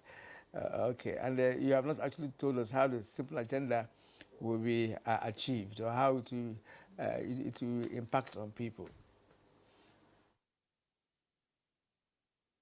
Thank you very much. Well, I believe that INEC is doing their work. The security agencies are doing their work. I was pleased to hear that for the first time, the IG invited the CSOs for an interface to discuss what they are doing. We're also doing some very intensive campaign, going from door to door. So despite the COVID situation, we expect that there will be a fairly large turnout. And my message, my simple agenda has resonated very well with our people. So I'm very optimistic of doing well. But let me clarify some issues, especially the ones raised by Dr. Ibrahim. I think that it's an insult to say that the election is between Obaseki and Oshomole. That is the narrative that Godwin Obaseki has tried to play, because everywhere he goes to, he talks about Oshomole. He plays Oshomole's tapes, he talks about Oshomole. But those who know me will know that I'm not new to this game. My people know me, I've lived with them, and I've attained a very solid record. Even when I contested last time, I'm sure you all saw the scorecard. So it's wrong to create the impression that because Adams Oshomole is campaigning for somebody from his party, this election is all about him. That would be very wrong. Governor Obaseki is more or less importing governors to come to Edo State to campaign for him. Governor Okowa has practically relocated to Edo State, even bringing graders from Delta to come and grade Edo State roads. That would tell you the level of their own desperation. So for anybody to say that it's Oshomole that is contesting is an insult on Pastor Eze-Iyamu. And then number two, I'm surprised. It appears that Dr. Ibrahim has not read the simple agenda. What you have not read, you shouldn't comment on it. It's absurd to say that you have to be a governor to talk about leadership by example. Leadership by example is talking about transparency. accountability, the rule of law, appreciating the fact that there's separation of powers, not interfering in the functions of the judiciary or of the House of Assembly, respect for traditional institutions, access to our people through town hall meetings. That is the essence and is fundamental to leadership. So to suggest that you have to be a governor first before you can articulate these things is ridiculous. And I'm shocked that, a doctor, a PhD holder, who want to come up with such a bogus assertion. It's shocking. And then be that as it may, when you talk about moving from party to party, I think sometimes we try to be too hard. My sister mentioned just now that, when a doubtful man is unstable. No, I'm not doubtful. When I contested 4 years ago, my agenda was clear, the simple agenda. I'm contesting again, and the agenda is the same, the simple agenda. Even in civil societies, you can change your NGO. That does not mean that you have become unstable. In reality, in life, you have vehicles. And if you find out that the vehicle you are using to propagate what you believe in is not as effective as you thought, you change. In life, people have career changes. A man can start out in life as a doctor and end up being a businessman. It doesn't make him unstable. It's just that he has realized that this profession will not be the best. So what is important is that what do you stand for? What do you want to achieve? I would have thought that, people will applaud that for the first time, you can identify a candidate with his idea, with his agenda. Rather, you are obsessed with the fact that, the man moved from one place before. In any event, the APC you are talking about, I was the founder of the APC. So my coming back is homecoming. The reason that made me leave is known. A disagreement. And even in families, you can disagree and leave and stray back. My sister who talked about the Bible knows the story of the prodigal son. Nobody's, outside mistakes or outside the quarrels. It happens all the time. Even couples can separate and come back. So I came back to the party I founded. You can't say the same for the incubator, so don't mistake it. He was never in PDP. In fact, he dismissed PDP as the worst party ever, and irresponsible. So in my own case, I left because there were differences. And it's not a question about anywhere you go, your followers go with you. For me, my politics is people-centered. If my people believe that this is not the vehicle, we should go here. That's the reason why I'm in politics. I will follow them. But the reality is that, what do I stand for? In all this, my manifesto, my agenda, my roadmap for good governance has been consistent. So this election, don't mistake, it for the narrative that they're trying to sell. Obaseki, for this is best known to him, is so obsessed with Oshomole and it's all about Oshomole. And every time you're talking about Godfather, I was the first in Edo State to start a group called the Grace Group in 2005 with the slogan, "No man is God." And before Oshomole, when he came in, he said no to Godfatherism. So those who want to put the label of Godfather on him today are only being mischievous. Godfather to who? The man did 8 years, he has left. But to think that participating or campaigning for somebody translates to Godfatherism, then maybe we're talking about two different meanings of Godfather. I don't think he's trying to be a Godfather. He has a right, especially when he believes that he made a mistake before. He supported somebody before who was relatively unknown. He supported him. And all of a sudden, he finds out that everything that the man was supposed to have done in terms of good roads, in terms of education, they've not done. Dr. Ibrahim was talking about, he has built schools. Where? It's not even a question about promising that he will do schools that nobody can enter. Where did he do the schools? Nothing. All the money that they've collected for primary health education, they have spent it on what they call the do best. No new school, nothing, no teachers. It will surprise you that over 38% of the teacher workforce in Edo State have either retired or they have died. They are not there. So in most of the schools you are going to find just one teacher. One principal, one teacher. One headmaster, one teacher. What kind of school or education are we giving to our children when there are no teachers in schools? The vacancy has been there for over 4 or 5 years ago, and it's still there. So what are you talking about? So I think that we need to focus on the agenda. They asked me just now, how do you intend to achieve the simple agenda? This document is self-explicit. And I would have thought that a program like this, NTA network, would have been an opportunity to say, okay, you have a simple agenda. Can you expatiate on it? But rather we keep trying to talk about, godfatherism, moving from party to party. We are the ones missing the issues. We should set an agenda for people to understand that this election should be issue-based. The simple agenda that I have is very clear. For me, Edo cannot move forward in the absence of security. And security is not cheap. And I have said that government must fund it. Not necessarily even put in a new budget. The money we spend on security vote is more than enough to improve the security architecture of our state. Unfortunately, it has become like a pocket money to the governor. It's not being used. When you see the amount being given to the police, for example, or the lack of equipment that they have, or even vehicles, that will tell you that we don't consider security as anything. In the same way with infrastructure. How much are we spending on infrastructure? I recall that part of my last question to you was to explain the practicability of your simple agenda.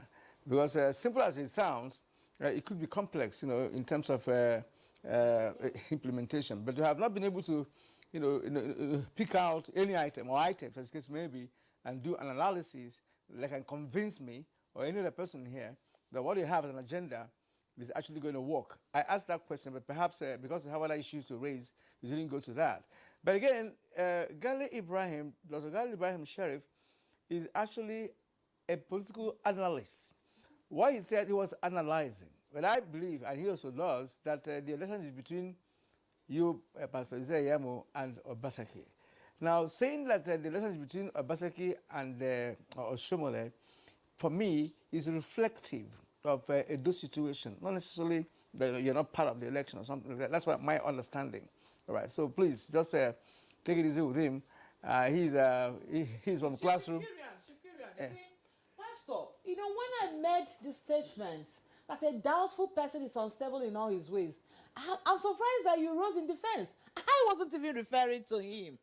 I'm surprised that he started, you reacted to it as if I was talking about, Esther, about you. Yeah, Esther, well, I think that there are some issues on the table, or there were issues on the table to which he needed to respond.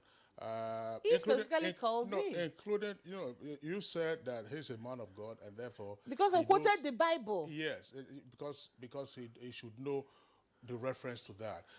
Again, you can see, if we are not careful, we may now be slipping into some of the issues and matters that tend to frame the perception of the election that is forthcoming in the state. Pastor Sagi Ezeyamo, you have the opportunity, the program is not coming to an end yet, to respond to the question by my colleague Kyria and to say, look, you have already indicated what the acronym SIMPLE stands for. The practicability of it is another point that you have to deal with. You've also had to respond to the issue of godfatherism and so on and so forth. So we're going to have to take a short break now. When we return from the break, we will return to you and you deal with those issues and we'll proceed.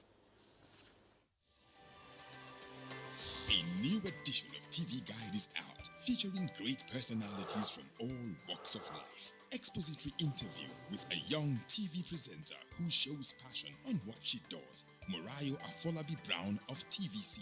Pick a copy of this compendium of mind-blowing stories and get abreast with issues as regards media convergence, leadership, health, star profiles, star programs, fashion, sports, human angle stories, and lots more. Meet some media professionals within our space who have paid their dues in no small ways. TV Guide, very incisive, very educative and compelling. Grab a copy at the vendor near you or NTA stations nationwide. TV Guide, your indispensable companion.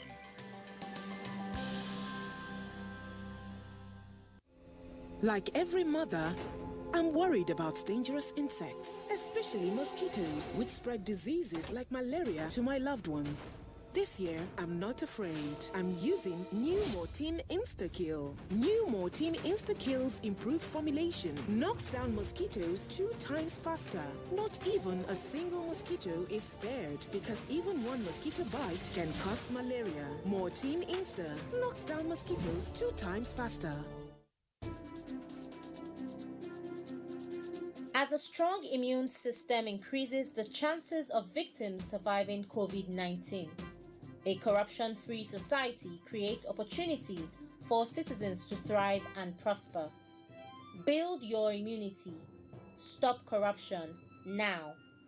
Report all acts of corruption to ICPC on this toll-free number 0800 22 55 4272. This message is brought to you by ICPC and NTA.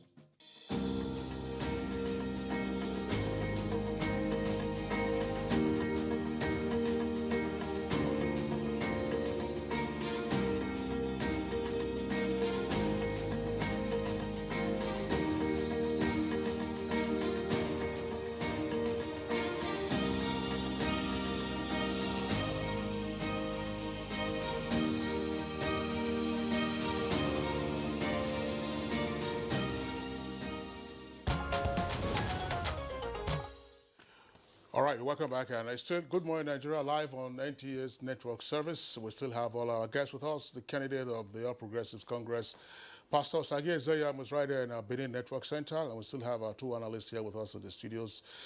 Veteran election monitor, Esther Zoma, who's also a lawyer, Dr. Gale Ibrahim Sharif, a political scientist. Let's return to Pastor Sagi Zeyam in our Benin Network Center. Pastor Sagi Zeyam, now let's focus on the core issues. You've referenced the simple agenda. What exactly should the people expect? And what, in the course of your campaigns, have you heard as the demands of the people in this election? Thank you very much. Let me first start with security. The insecurity in our state is getting worse by the day, and we must tackle it if we intend to bring development and investors to our state. For me, security is not cheap, so we need to invest in it. 4 years ago, the security fund, the security vote was around 4.5 billion every year. The present governor came and increased it to around 7.5 billion, which translates to around 600 million every month. Unfortunately, the same pittance that was being given to the Edo State Police Command 4 years ago, which is 5 million a month, is the same thing that is being done now. You cannot give the Edo State Police Command 5 million naira and expect any serious result in terms of handling security challenges. So we intend to improve on the funding to our security agencies. Yes, they are federal agencies, but they are operating in our state, and we need our state to be secured. So getting vehicles, getting equipments, walkie-talkies and radios, acquiring a tracker so that when kidnappers make demands, we're able to track them and know where they are things we intend to invest in. And we'll put money in the police. We went to Iruekbe. A major challenge there was that they need to have a police post, a DPO office, and they can't build it. So can government do it for them? That is something that government should gladly do.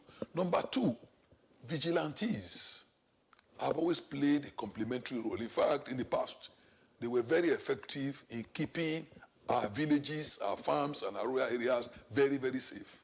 Unfortunately, the communities that used to fund them are no longer buoyant. They can't do so. So these vigilantes have more or less withdrawn, leaving the job only for the police. And of course, the police don't have the manpower to be able to cope with our vast geography. So we intend to deliberately do a census of the vigilante groups in our state and have a very effective community policing.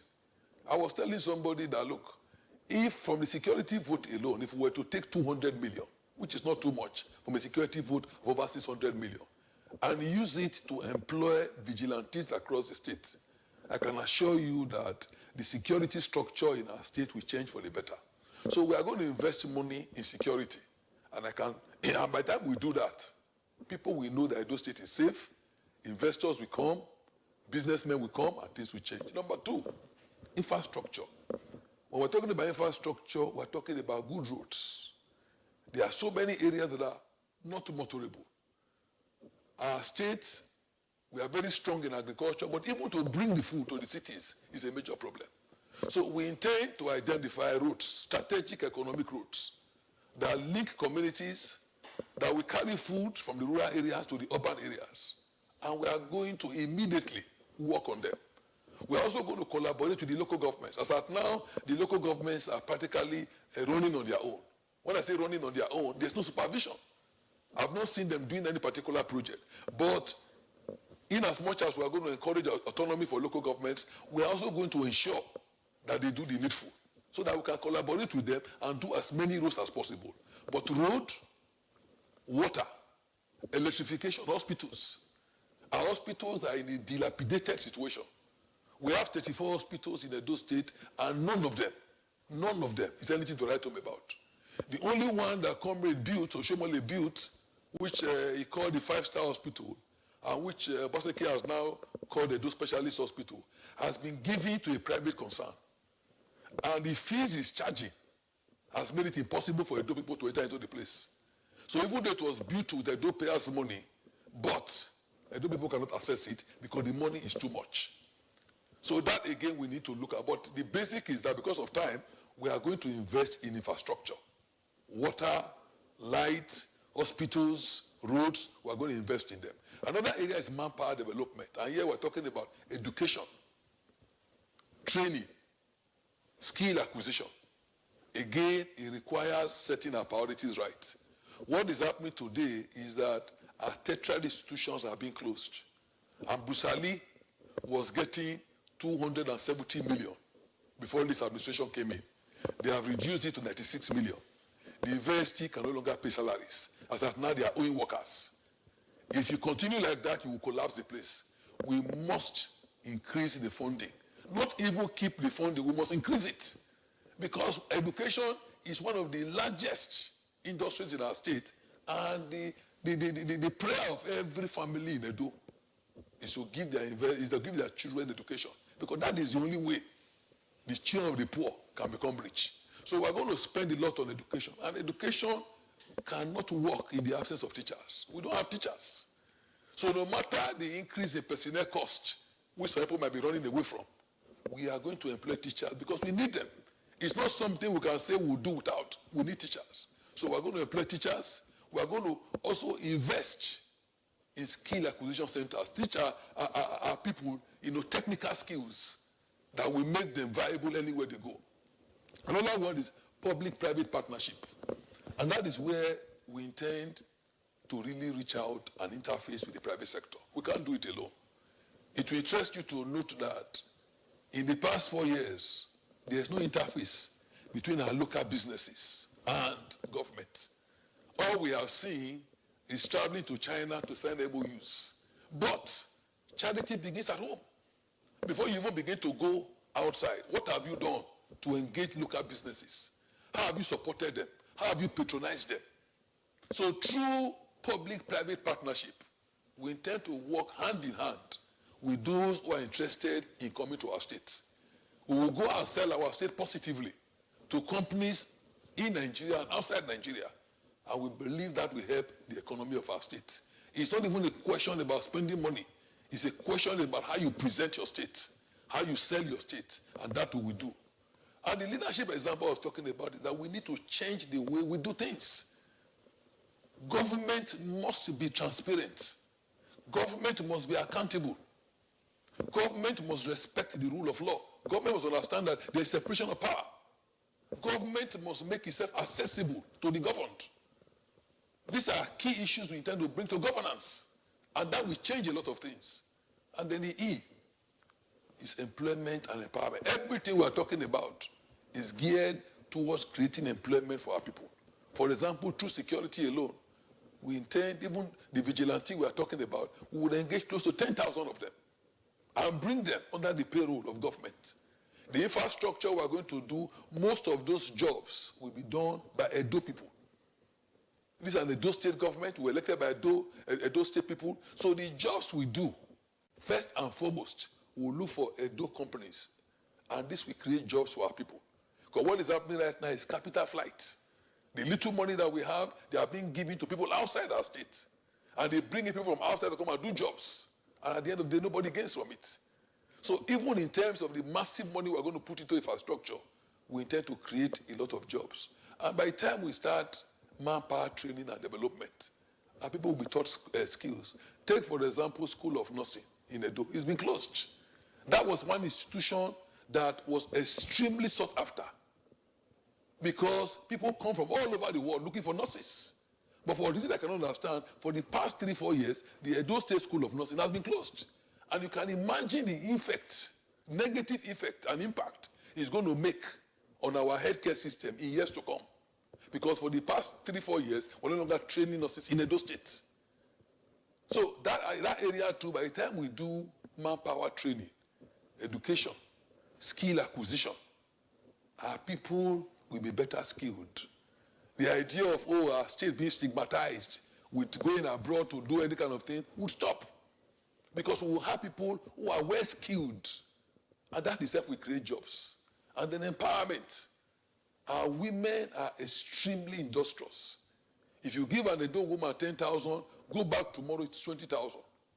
So such women will need to work with organizations, finance houses, to see how we can really empower them with resources. It's not giving them wrappers during elections that they need. What they need is empowerment. And by this empowerment, we are going to work with small women all over the place. Some of them are farmers, some of them are petty traders, but we are going to put money in their hand at little or no interest. And that itself will stimulate the economy, build families. So this simple agenda, yes, it might not be as simple as it is, but if you read the document, it's self-explicit. And then the question people will ask is that in this period of COVID, with all its consequences, how do we intend to raise money? That's a major challenge. But the first thing is we need to be focused. We need to know our priorities. And we need to be prudent. The wastages in government is unbelievable. They did the Samuel Ugbemudia Stadium. They renovated it. At what cost? That brings the issue of transparency. When you build a place for Edo people, you must tell them the cost. The cost is not known. But from my own inside sources, the job was awarded twice to the same contractor. And the total cost is around 6 billion. That is ridiculous. If you put 6 billion in my hand, I will put mini stadium in the 18 local government, which the present governor promised and he didn't do. And you are renovating a place. The seating capacity remains the same. You didn't increase it. There's no parking space. How could you have spent 6 billion? I cannot renovate that place and spend more than 1 or 2 billion naira. So prudence is going to free a lot of money. Money you will presently use to do 10 routes, to do 2 routes, I can use it to do 10 routes. So prudence will save a lot of money. And then number 2, in as much as we can access the capital market, we're also going to do with a lot of caution. If we are borrowing money, we have to ask ourselves for what? If we are borrowing for projects that has the tendency to bring economic returns, then fine. But if they cannot, then we need to know our priorities. I believe government must seriously focus on welfare. But at the same time, we cannot continue the borrowing spree. I'm not going to leave office and my successor cannot function because of the debt I've built there for him. So we need to be accountable. We need to be prudent. But I believe that with what we are trying to do, security, for example, is going to bring businesses into our state. Infrastructure is going to make our state more attractive for investments. The manpower training we are talking about will make our people skilled and better in what they are doing. Public-private partnership will bring businesses. For example, Ewu Flour Mill, they told me, this was a mill before that was very viable. Today, it's no longer functioning. We need to discuss with the owners to see what we can do to bring it back. So as many businesses as we have in Edo, we are going to do everything to see how we can revive them and open new ones. It will interest you to know that when I was in government, we built a Casavita factory at Uromi. Brand new Casavita factory. I don't think the present governor has stepped there one day. I don't think he has gone there. Brand new factory, generator, everything is there, but it's never been opened. It's just there. And that is the kind of thing we want to stop. I was embarrassed when the governor went to Stella Obasanjo Hospital during COVID and announced that he never knew that this kind of hospital existed. A man who was chief economic advisor to Shomole for 8 years, and he also built another hospital, was not confessing that the hospital that was down the road, Stella Obasanjo Hospital, built also by those state government, he never knew it existed. So we need to take a census of what we have, revive them. If we do that, we are going to find out that the economic situation in our state will change. Agriculture. I'm embarrassed when I hear Kebbi. All right, Pastor Iyamo, I think from your explanation, your followers, will be very glad, that you'll be able to market your products, this morning extensively, and I'm sure it's going to impact on them, especially those who will be wishing to change their mind with respect to voting for you on that day. That's a good one. But just again to remind our viewers that the Edo State incumbent governor, Godwin Obaseki, who is candidate of the People's Democratic Party, will also be our guest on Good Morning Nigeria, most likely tomorrow, Thursday or Friday, depending on how he's able to work out his schedule. We, of course, had long contacted him, and he was trying to work out his schedule. So he will have the opportunity of responding to some of those issues and also stating his case for the people of Edo State and indeed for our viewers in the country and elsewhere around the world. Are you going to return Pastor Iyamo to on that same day? No. It's going to be each of them is made his case. The governor will also have the opportunity of stating his case. Or are you trying to organize an election debate? We're not organizing an election debate. Okay. All right. So let's bring in our viewers now who have sent in their tweets. We have Innocent Yawa James. Edo people own the election, not any politician. It's high time the youth galvanized for peaceful conduct. The security agencies assigned should be up and about towards ensuring neutrality. We are tired of the youth being used by politicians with no sense of positive impact. All right. I'm not sure where you're reading from, but I have this one, Chris Simeon. That's the second set of tweets that you have there, I believe. Okay. This is Mike Ayakwa is here. But check what you have. All right. He says the Edo Global poll is drawing nearer.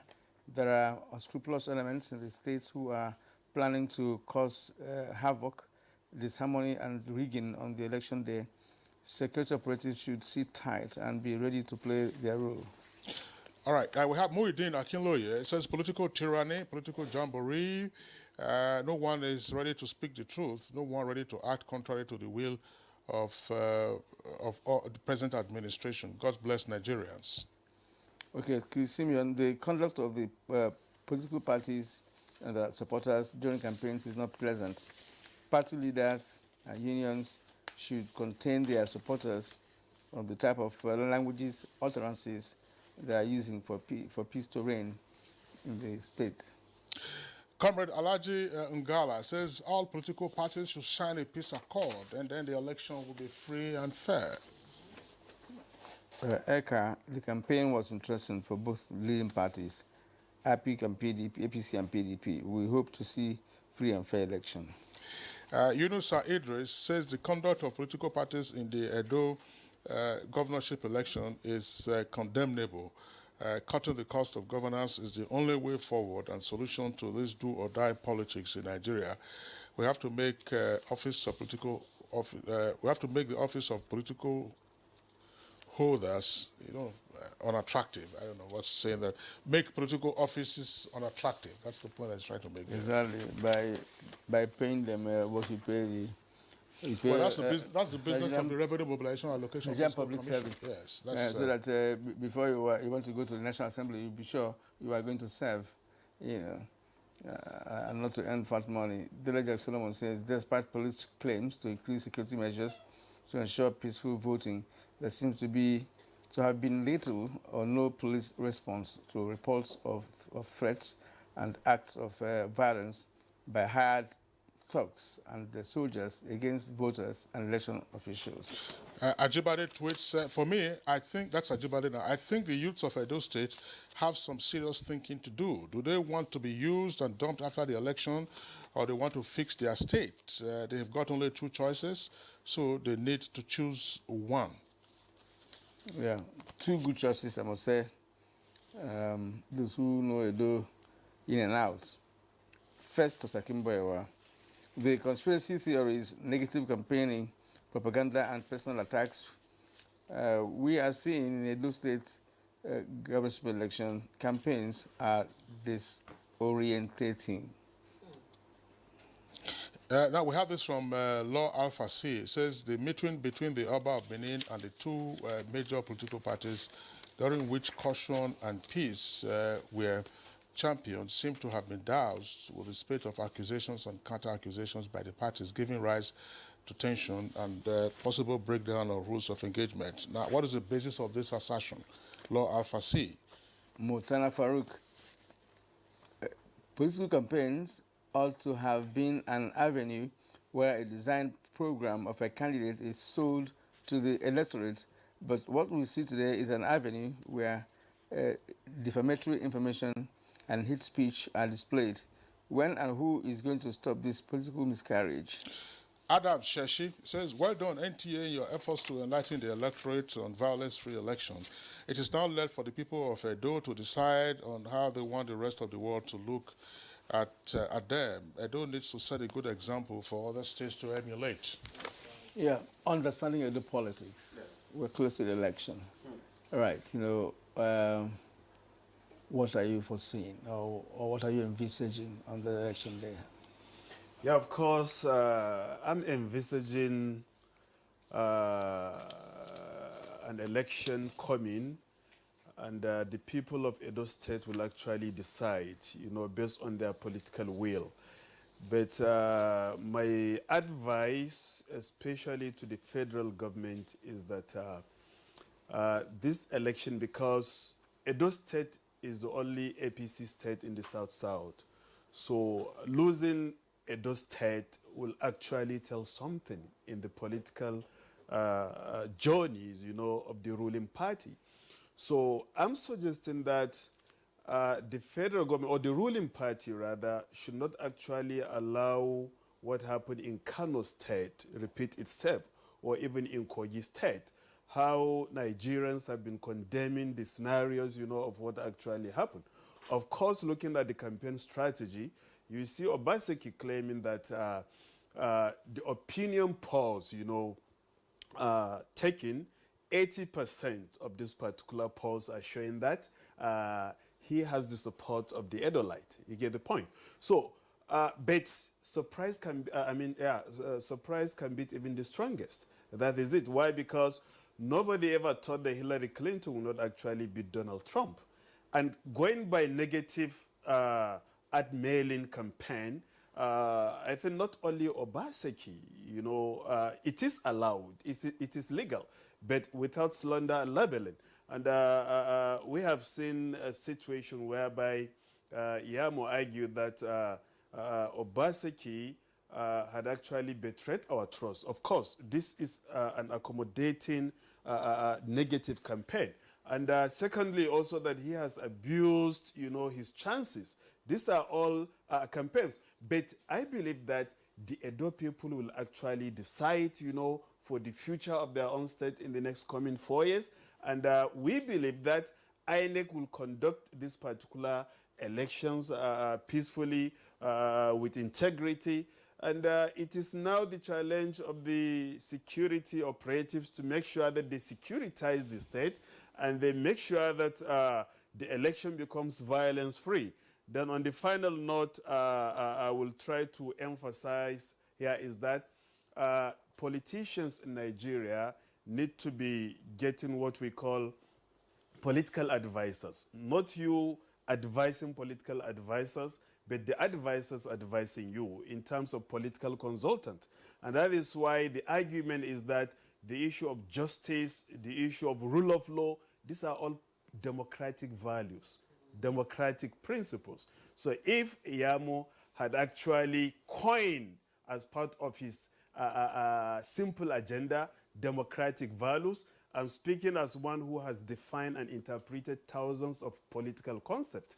And not only a PhD holder, I've also produced PhDs. So therefore, I think it is a misnomer for a politician to argue that leadership by example, when you have not even led, you have not led any example, you know, and telling people to vote for you on the basis of that, I think is a political miscalculation. So I'm advising them to actually... It already explained the content of by example. It depends on interpretational, agenda which you have. Because when you say justice, rule of law, student of political science will tell you these are principles of democracy, not leadership by example. So he should have said consolidating democratic values or democratic principles. Okay, your concern is about the label, not the label, yeah. So it is a misnomer completely. All right, thank you very much. Esther Uzoma, now in terms of conduct of the elections, very briefly, we know that sometimes whenever we have you, you can be very brief. So, Esther, very briefly, does INEC have his hands full for this election? No, INEC is ready. INEC is ready, but my worry is that agents of political parties have been reduced to one each for the collection centers. I'm worried. Are they properly trained? Do they know what to look out for? You see, because they spend so much time and energy in campaign that nobody actually takes time to teach the agents who will be your eyes and ears on the field, the things to look out for. All right. Esther Uzoma, thank you very much for being with us on this conversation. Dr.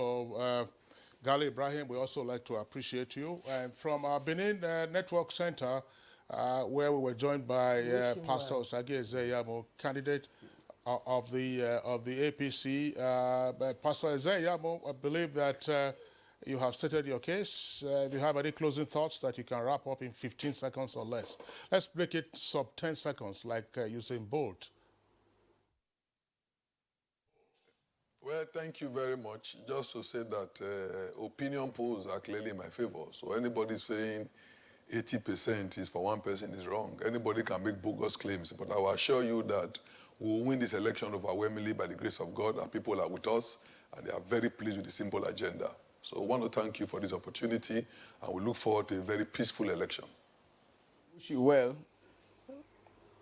All right. Well, once again, to remind our viewers, Kieran, as we have said, that we'll expect the candidate of the PDP to be with us tomorrow, Thursday, or Friday. So that does it for us today on Good Morning Nigeria. We thank you for tuning in. We're back tomorrow, same time, 7 o'clock in the morning. Until then, stay safe and be well. I'm Kingsley Osadolo. And I'm Kieran Umayo. Thank you for watching. See you again tomorrow.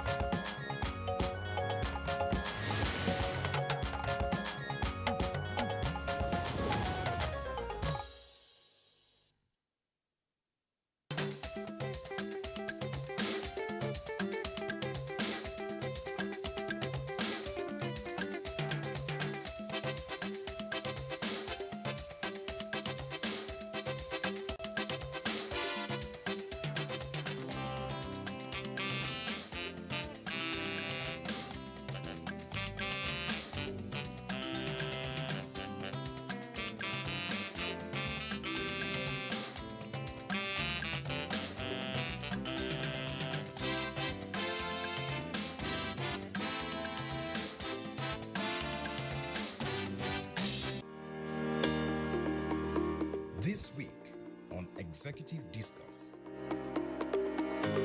These athletes, these people, those are the people that people got up in the stadium, singing Nigerian national anthem, for them because of what they have done for their country. I think we need to do more. If we do more to our athletes, you see more people competing.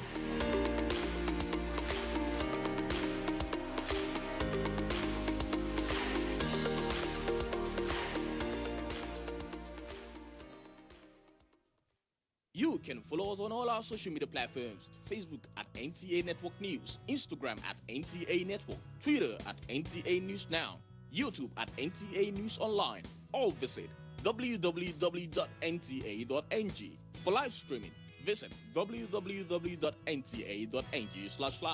Now, You can stay updated on the go, be it on your TV, iPhone, laptop, or iPad, or download the NTA mobile application from your Play Store or App Store. NTA, you can beat the rich.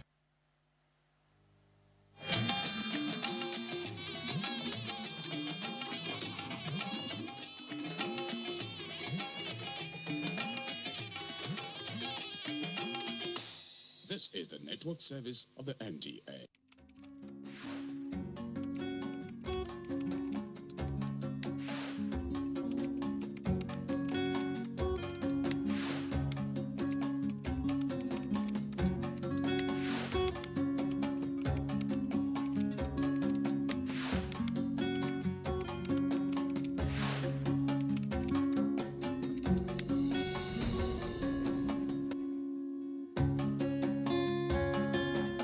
Welcome to Thoughts for the Week. I hope you've been doing very well, and I hope that the things happening in the world are not getting you down. Don't worry, they'll definitely pass. Now, let's take a look at our hands. All the fingers on our hands, they are not equal, are they? They can never be equal because our elders have said all fingers of the same hand can never be equal. That's the truth. Now imagine on your hand, all the fingers were equal. In this present day world, some people would call you a freak because they'll say that is not normal. So the fact that all the fingers are not equal doesn't mean that the small one lacks more importance than the big one. Don't be surprised that the differences you see on your fingers are the things that make them work seamlessly. It's same for nature. Let's take some examples. You have the sea. On one part of the sea, you may have this beautiful level beach where you can easily walk and have fun. On the other side, you may have some very sharp rocks that if you fall on them or from them, you may not survive. Same for the hills and the valleys. Same for the ranges and the sprawling fields in front of them. Nothing is actually the same in nature. So, even human beings are not all the same. We are all different, just like my Joseph coat. It has many colors. That is how all human beings are. We are different people, different colors, but we come together to form one complete whole. There is an Irish proverb that says, "Strength is not possible without unity."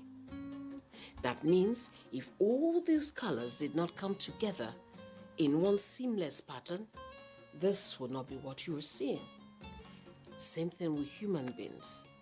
The fact that you are one particular tribe, or you are one particular gender, or you have this money or that money and the other person is poor, doesn't mean that that person doesn't have a place in this world. Our elders have said, each man has his own job in the ship. Yes, if you go on a ship, for instance, you'll find that everybody there has a role they have to play. And if one person is missing, it becomes a problem. Now imagine a company where you have an engineer and he feels he's better than the man who greases the machines. What do you think would happen if the man doesn't grease the machines? There'll be a huge friction. That man in your office, again, who may just be a messenger or office assistant. You may think he is smaller than you, you don't need him, you don't do that, you don't... No. Without him, how hard can a job be? Same thing for families, same thing for everything in life. We all need each other. Be you white, be you black, be you brown, no matter your color. Because, as it has been said, all lives matter. Our elders have said, if you want to go fast, go alone. If you want to go far, go together. This hand can do as much as it can do when they all cooperate. I'm talking about all the fingers.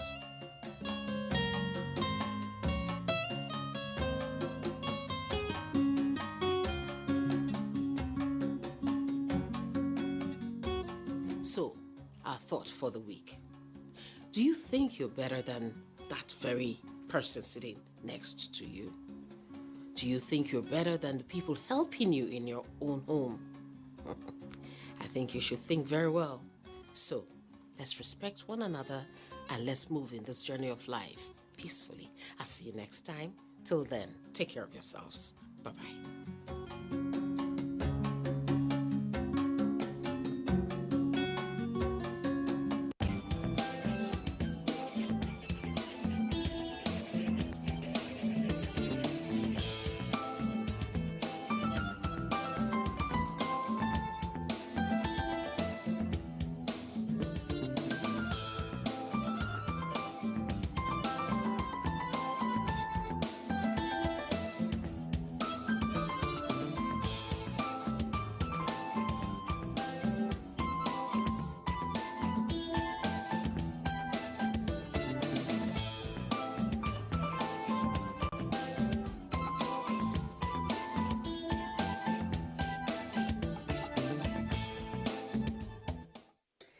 Hello, it's a lovely morning to you and for us inside the studio. My name is Elizabeth and the show is Conversations. Are you smiling the way I'm smiling? We should always wear a smile no matter what happens, because that is actually what gives you that leap, to positivity in life. It starts first with your smile. How are you today? Today is a special day because we have decided to go back to what we know ourselves to be. Remove all the men in the house and just have my lovely sisters with me. And so I have to my right and to my left my sister Ruth and my sister Lola, that I like to call Lola. I hear you. They're managing everything. We're changing everything. So we're changing Lola to Lola as well. I hear you. Okay, so talking You have about the right. management, today we'll be talking managing resources. For a while, Nigerians have been crying. For a while, Nigerians have been saying all manner of things. Social media is awash with a whole lot. And we're not saying it's that easy, but I also know that if we do one or two mathematics, plus, minus, division, addition, whatever it is, we can actually get to live more comfortably. Let's get to, have this conversation to its fullest, but that will be after this time out. Don't go away.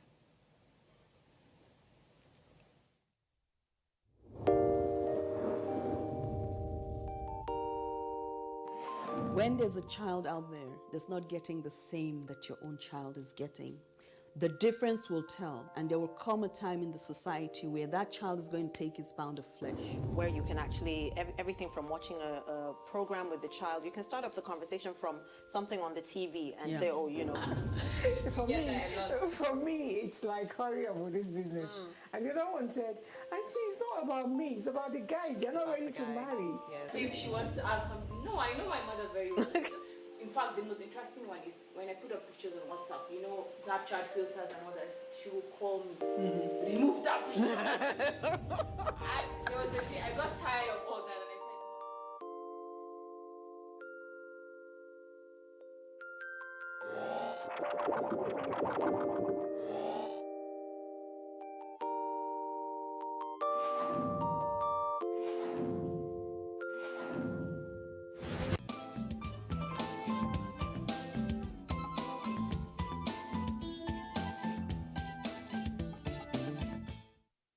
Okay, the show is just about to kickstart.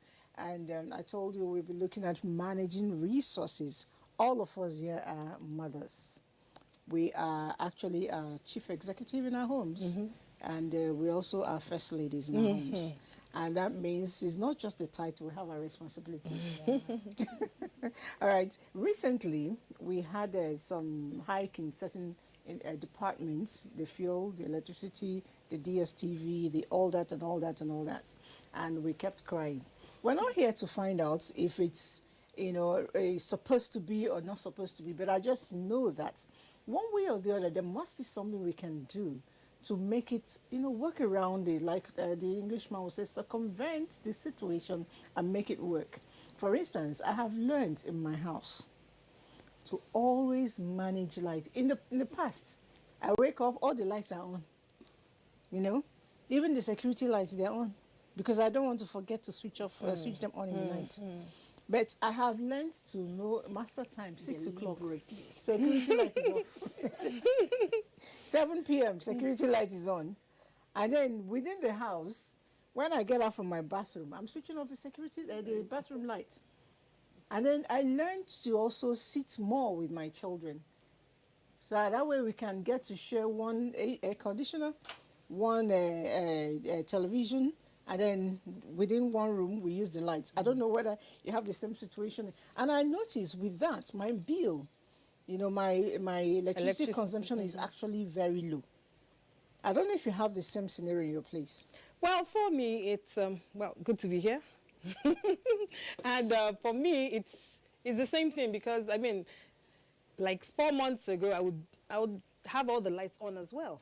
I would have all the lights on, but recently, I've had to see myself cutting down on the amount of lights we put on. Just as you said, I wake up in the morning, I quickly switch it off. And managing resources, especially now, is not just that. It's not just, the electricity, because when one thing increases, when one or two things increase, it spills over to all of other things. Exactly. Food go up, everything, prices of everything goes up all at once. So basically, we just have to, desperate times, call for desperate measures. And, I think we're there, so it's how to manage it and balance it all. When you said everything goes up, I went to the shop last weekend and I had some good money in my mind. It was good money. By the time I finished, I don't want to call the name of the shop because it really wasn't their fault. My purse was empty. And the bill they gave me, I felt something was wrong. I put all the things in the carts, the push carts, and I took the printout, the receipt printout, something I'd never done before. I was actually checking. What did they miss? Oh, did they add something? That was not there. Is the price of one thing or the other the same price as I saw in the shelf? Because I saw my wallet empty. I thought maybe within the same shop there was robbery without my knowing. That's just to say things have gone up. But then things going up, I went home that day. I went home. I did family meeting. I did family meeting. Yeah. I said it's either we learn how to economize or we begin to do, instead of 3 square meals, we do 2 square meals. Or even one, after all, we're all adults. You're a family clinician, I don't know. Okay, for me, from my own point of view, I had to tell my children. Before, normally, when you want to dish food for them, you just dish, pack, and give to them. Now, I call them to the kitchen. I add, is this enough? Is this enough? Are you okay? Because I don't want you to remain any food. No wastage. Yeah. That's the new principle. No wastage.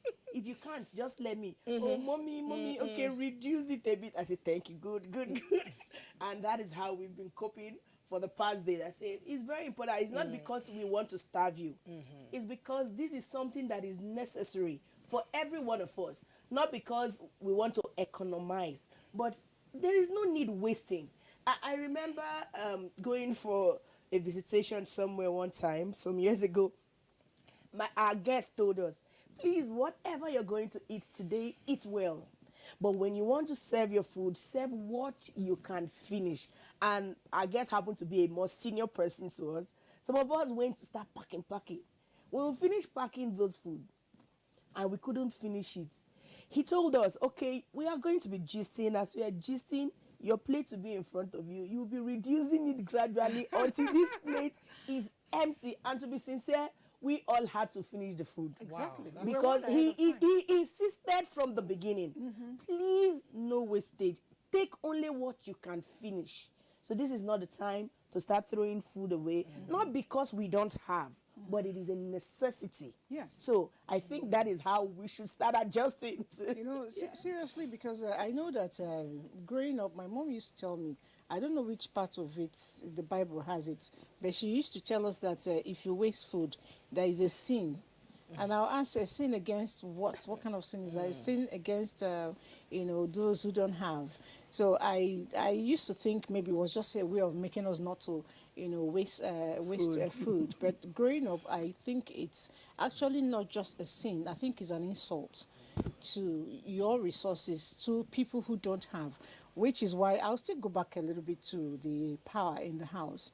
Now, I want to believe that if it's biting us hard, we should make extra efforts. Yeah, very important. Beyond just managing these resources at home by conserving the power, if you don't turn off properly, there will always be something. When there is power surge, some people in their homes have 2-3 refrigerators, some deep freezer, some this.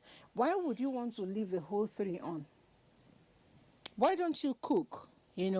Stock up your meals in one deep freezer. Then the other ones you can regulate. That one stays permanently on when because of the food. The other ones you can regulate. Then why do you need to probably use your hot plates every now and then, boil your water whenever you need it? We grew up with a hot water flask in our homes. I don't know if they're still there now, but I'll have to go buy one. They are still there. So whenever you need to, in the morning you wake up, you fill up the hot water flask. So somebody needs to take tea in the afternoon. You don't need to go back to your boiler or your gas cooker to power to get water. You just go there and get the hot water. But what we find ourselves doing today is you need a cup of water, you power the electric jug, and then you complain that the light bill is going up and up and all that. You need water for your bath, you go and power this. When you can actually do all that in the morning and keep it all day, So the same goes with fuel we talk about. I was telling somebody, I said, we're all told by all the holy books to be our brother's keeper. This is the time to practice it. A lot of us live in estates. Some of us have large families. And when we go to work, probably I came from the same axis as you did, and we're meeting in the same place. How about having a discussion? Babe, since we all go to the same direction, back and forth, why don't we share this, drive? Maybe Monday, Tuesday, we go with your ride and come back with your ride. Wednesday, Thursday, we go with this person's ride. So everybody becomes a communal thing. That way we save fuel. Very important. Another thing is that you can actually plan, individually, aside from also wanting to help, this community living and stuff like that, which of course encourages and enhances relationships. You also want to be able to plan your time ahead, your journey ahead, because I remember those days, before I started getting a diary to write what I had to do the day before, I'll find myself probably going to Maitama. Then when I get to Wuse, I'll now remember, no, there is something I ought to have done in Maitama. And then you see yourself driving back all the way because you had not finished what you had to do in Maitama. When I finish from Wuse, you go back to Maitama. But if we plan our journeys ahead of time, you have a diary, you write where you want to go, you find that you are able to at least cover 90% of your day activities in one location, thereby conserving fuel. Exactly. Before you go to another location and do whatever you had to do. So at the end of the day, these are also ways that you can actually make sure that cost is reduced, especially in this time. Very important. You were talking about neighborhood kind of living, communal living. It's something that I'm sure is fast eradicating because most of us, we just suspect each other. Exactly. We don't even talk to our neighbors. We don't even talk to Hello. our neighbors. So that's why I didn't even want to go into that because but it is something very important. It's what we grew up with. Yeah. The good thing about my neighborhood, I just moved into a neighborhood and I still see children riding bikes and I'm happy about it. Yes. I see still children connecting with playing football. I used to live around here and I didn't see that. It was just my children because I came from Lagos and stuff like that. Lagos, we all interact. Yeah. But Abuja is a different ball game. Yeah. You really interact. You It's really not interact. You don't interact. And it's not nice. Yeah. You don't interact. But the good thing is that you can try to do your bit. Like when I'm leaving my estate, what I do is when I see girls, I'm prone towards the girls, not the guys, because, you know, I'm a bit worried. Yeah. You know, if I see you going to the bus stop or something, then I want to help you. Yeah. You know, then I could tell you to enter into the car and I take you to the road. Yeah. You know, those are ways that if you don't have people that you can actually interact with, you can help alleviate the sufferings of people. You know. So because the times are hard, and if we learn to Be our do brother's more, keeper. yes, we save a lot of problems. Because there are times things are happening to you. If you don't relate with people, some other person may know that you have an issue, that you do not know you have an issue. And the person won't tell you because the person will feel like, okay, she doesn't talk to anyone. But if you're open-minded, it doesn't mean that your privacy will be, you know, intruded on. You have a way of extending a hand without letting the handshake, you know, get to your elbow. That's the basic thing. But always be sure you know your next neighbor. It's important. Very important. Even for safety reasons. Yes. For safety reasons. I don't, sometimes we are always afraid of even what is not existing. Yeah, sometimes we've heard stories. I think I came here, I was telling you a story. Yes. So some persons have heard several stories of, in fact, my mom-in-law stays in an estate. They went to that estate when this estate was just starting. Immediately you're coming out and you're not mobile. As someone is driving out from that estate, they just pick you up without you even demanding or requesting. But now, because several persons have now missed, the estate is now large, more settled, coming out, you will be there frustrated. Even when you know that you can't even get public vehicle around that area. So now it's time for us to show some level of sympathy, some level of empathy towards one another. For us to just know that, you see, this battle you're fighting, yeah, you're mobile right now, I'm not mobile. We may need something that will connect us better than mobility. So I think this is what we should be looking broadly as humans. You understand? So that is that for one corner.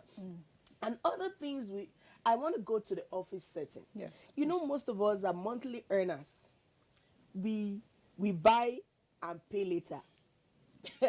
So sometimes when you really go to the market, as much as the fact that we all know that things have skyrocketed, you realize that the thing you bought 2,000 naira in the office, in the market is like 850.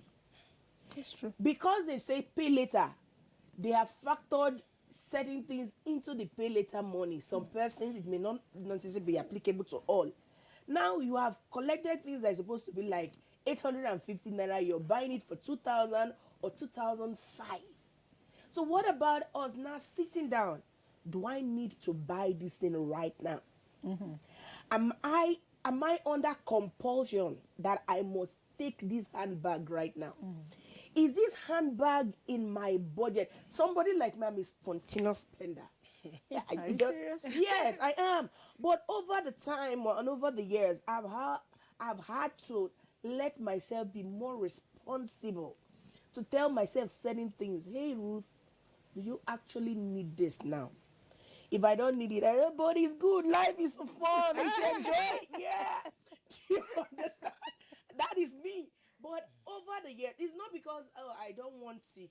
Sometimes I have to delay. We have to learn how to delay gratification. Yes. Because this handbag, I already have the black.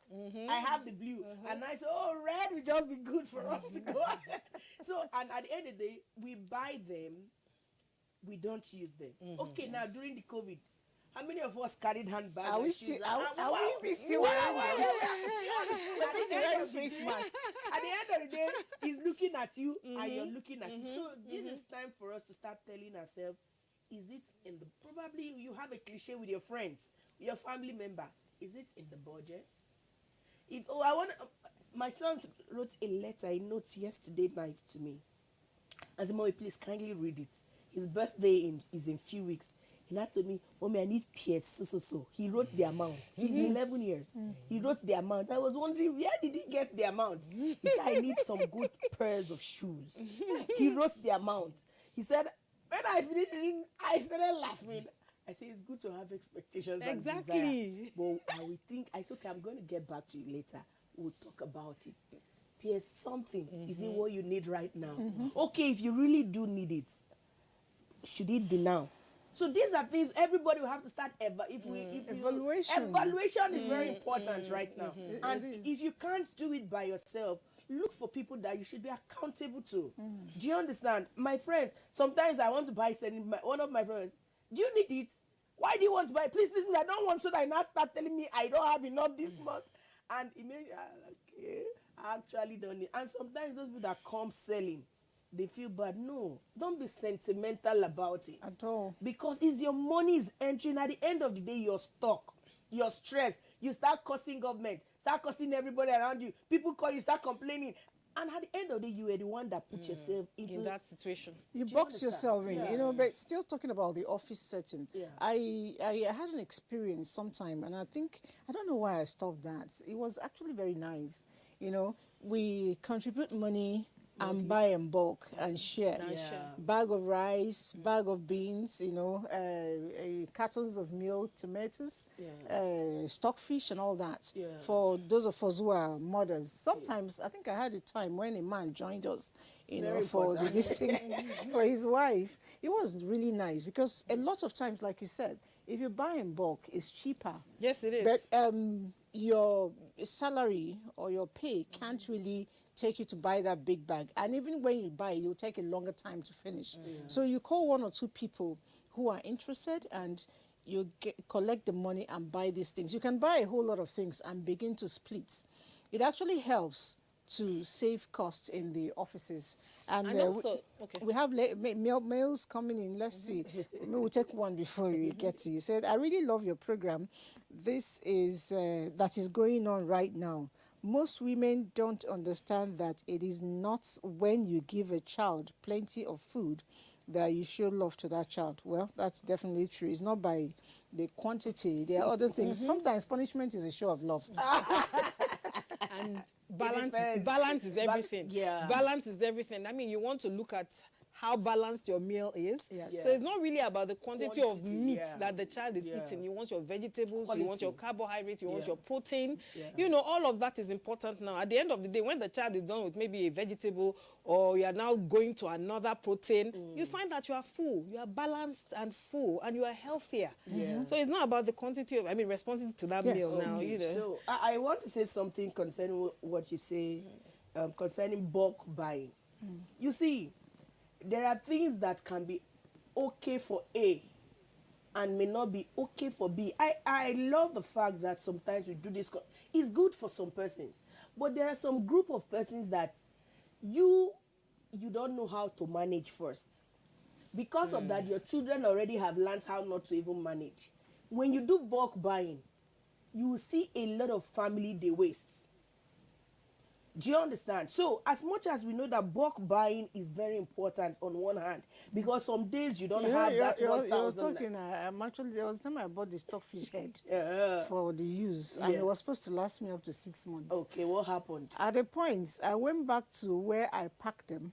And I checked, you know, they usually come, this cord, they come with ears. The ears. Somebody had helped me remove all the ears and ate all of it. You just have to talk to your family. We have to, even though we want to go for bulk buying, we have to, don't say because we have them at home, so we should waste them. Because sometimes it just comes because it's there. The day we don't have, you see all of us start shrinking, start adjusting because we don't. So we need to plan it. There are some other families, they don't have bulk buying because they don't even have the money to buy in bulk. They don't have a group of people to contribute with them. They buy daily. And some of them even eat healthier. Yes. Because you see them buy the fresh okra and buy the fish. And before you know, 1,005 has prepared good concoction that is healthy. It's not about the cow head, the cow tail, everything, you mix everything. At the end of the day, the food is so rich looking at it, but it's not healthy at the long run. So these are things that I think we should start putting our heads together. Do I need bulk buying? Can I manage? Do I have the capacity to handle bulk buying? Bulk buying is good, but can I handle it? If I can't, let me do the one, if it's 2 weeks, one week, let me adjust to that. Even though it's going to give me some extra stress, little, but it is better for me because it will be more economical for me. So I think we should check. What you're saying basically is that for every home, I mean, you're looking identify at what works for you. What works for you. You understand? It's good if you do that. You know, I recall this thing you're saying making a lot of sense. I prefer bulk buying, but when it comes to feeding, I don't like bulk feeding. What do I mean? I don't want you to cook soup and put in the fridge for me. Okay. No, I won't eat it after that day. I like my food, especially soup, as fresh as today. It's always tastier. You know, but I mean, I don't mind really. I mean, if I don't have to do it daily and stuff, if I just have to but there are tricks to myself. it. Yeah. I like cooking really. Yeah, I love cooking. So I like to eat my food, you know, fresh. So what I do is to make a lot of stock. I have found out that it actually saves me money. Okay. So I go to market once a week. I buy all the things I need for the soup, the stew, the porridge, and everything. Then I boil them down and put them in their bowls and label them in a little bit. So this is what I'm going to do for Monday. This is what I'm going to do for Tuesday. This is what I'm going to. So in the morning, I bring it out. If it's okra, the okra, if I buy 100 naira okra, I can use it for 2 days. True. You know, so I chop it. I bring the one I need for today. I chop it, chop the veg. You know, that same sauce that I made over the weekend. Like you're warming your soup, you bring out from the fridge. I'm warming it, and I'm adding my okra, my vegetable. And I bring it down after 1 minute. It's done. It's ready. It's fresh. It's healthier. So I get what I want, and it's also cheaper for me because the children don't get to waste. You know, if you make it in bulk, they come in and just scoop anyhow they want, and then before you know it, the whole thing is finished. So maybe I'm in the office and they're wasting it there. So.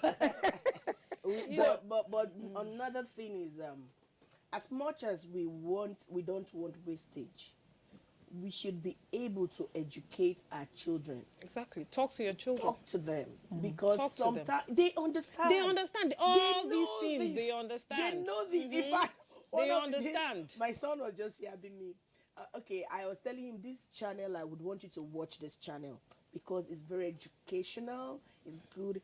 The next thing he told me is that, okay, when I finish watching the channel, when it's time for practical, I tell you, please, Mommy, I want this, this, and this. You just tell Mommy right now, it's not, I don't have the money for it. So I feel bad when you do that. I say, yeah. I told myself, okay, I'm telling him, watch this. When they say practical, I cannot afford it. So I had to talk to myself. Okay, I have to be more responsible. When he wants this, I should be able to do, especially when I know it's going to help him. So if we talk to our children, they understand. They understand. They even know when you have and when you don't have. They know. They understand the pause at home. But sometimes I don't know why we just deceive ourselves as parents that they don't understand. Children, if you open up, especially conversation with your children, you'll be so much amazed as to how much they know. Including they know how to manipulate their parents. Oh, they are good at that. They know how to manipulate their parents. Great and you don't give them that room. I manipulated my parents actually, so I know where I'm coming from. So I try to wage that war so that it doesn't happen to me.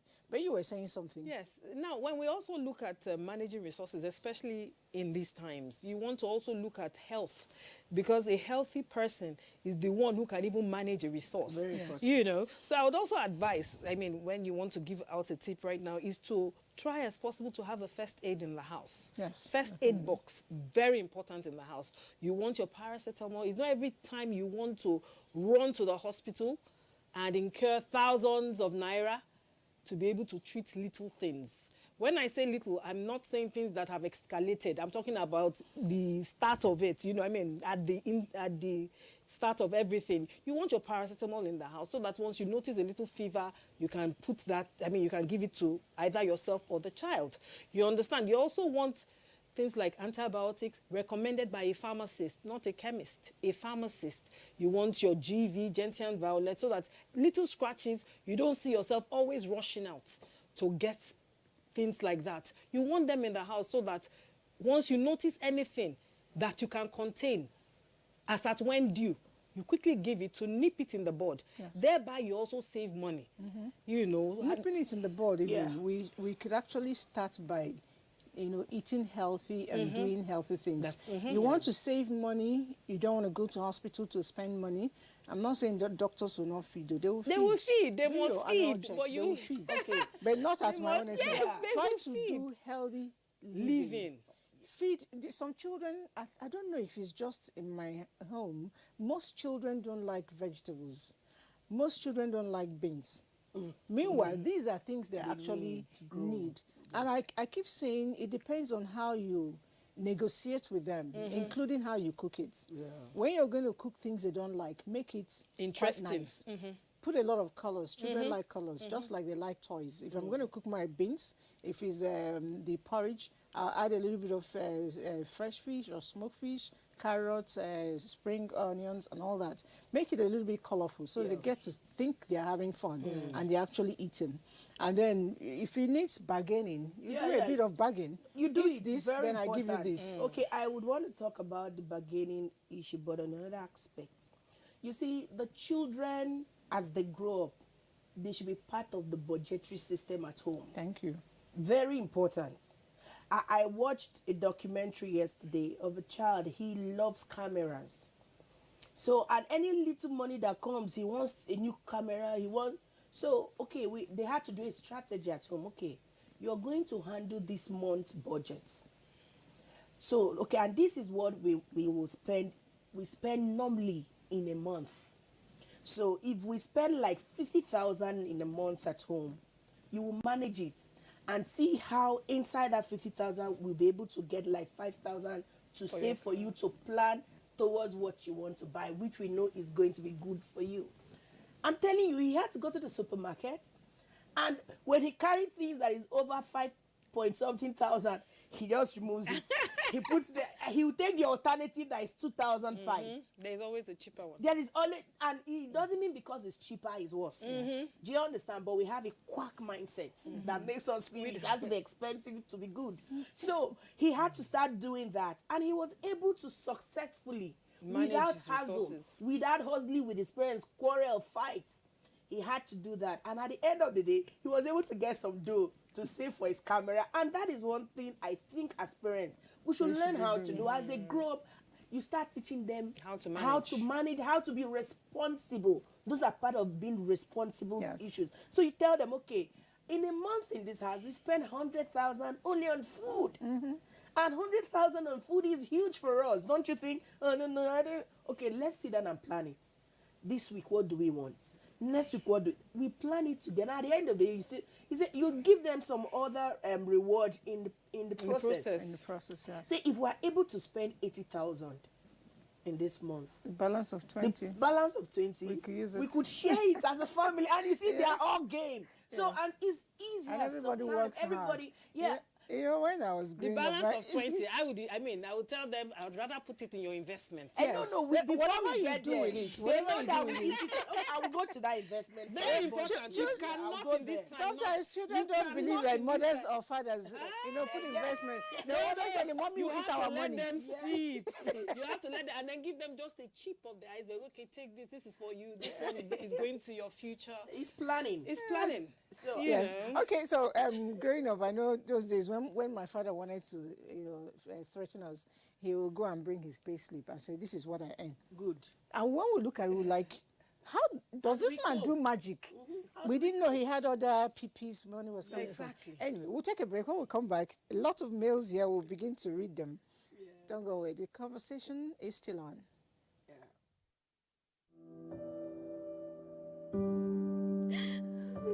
She cries. She cries in anguish and in pain. She bears the scourge of her grief. She toils in vain for justice and succumbs to silence.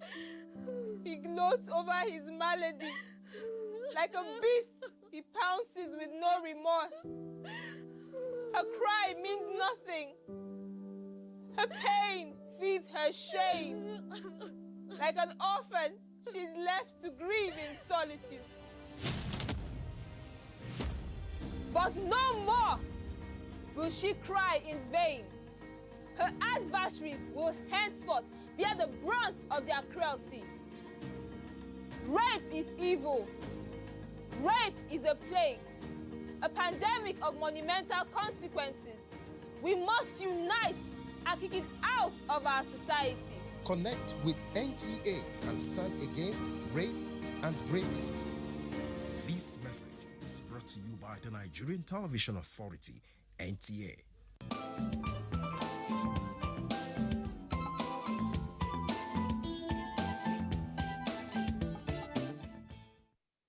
All right, it's still conversations, and we are looking at managing resources, particularly the home resources, the domestic resources, and lots of meals have been, rolling in. Let's see if we can take as much as we can, my dear. I really love you guys' topic this morning. Keep it up. You didn't write your name, but we appreciate you. Thank you.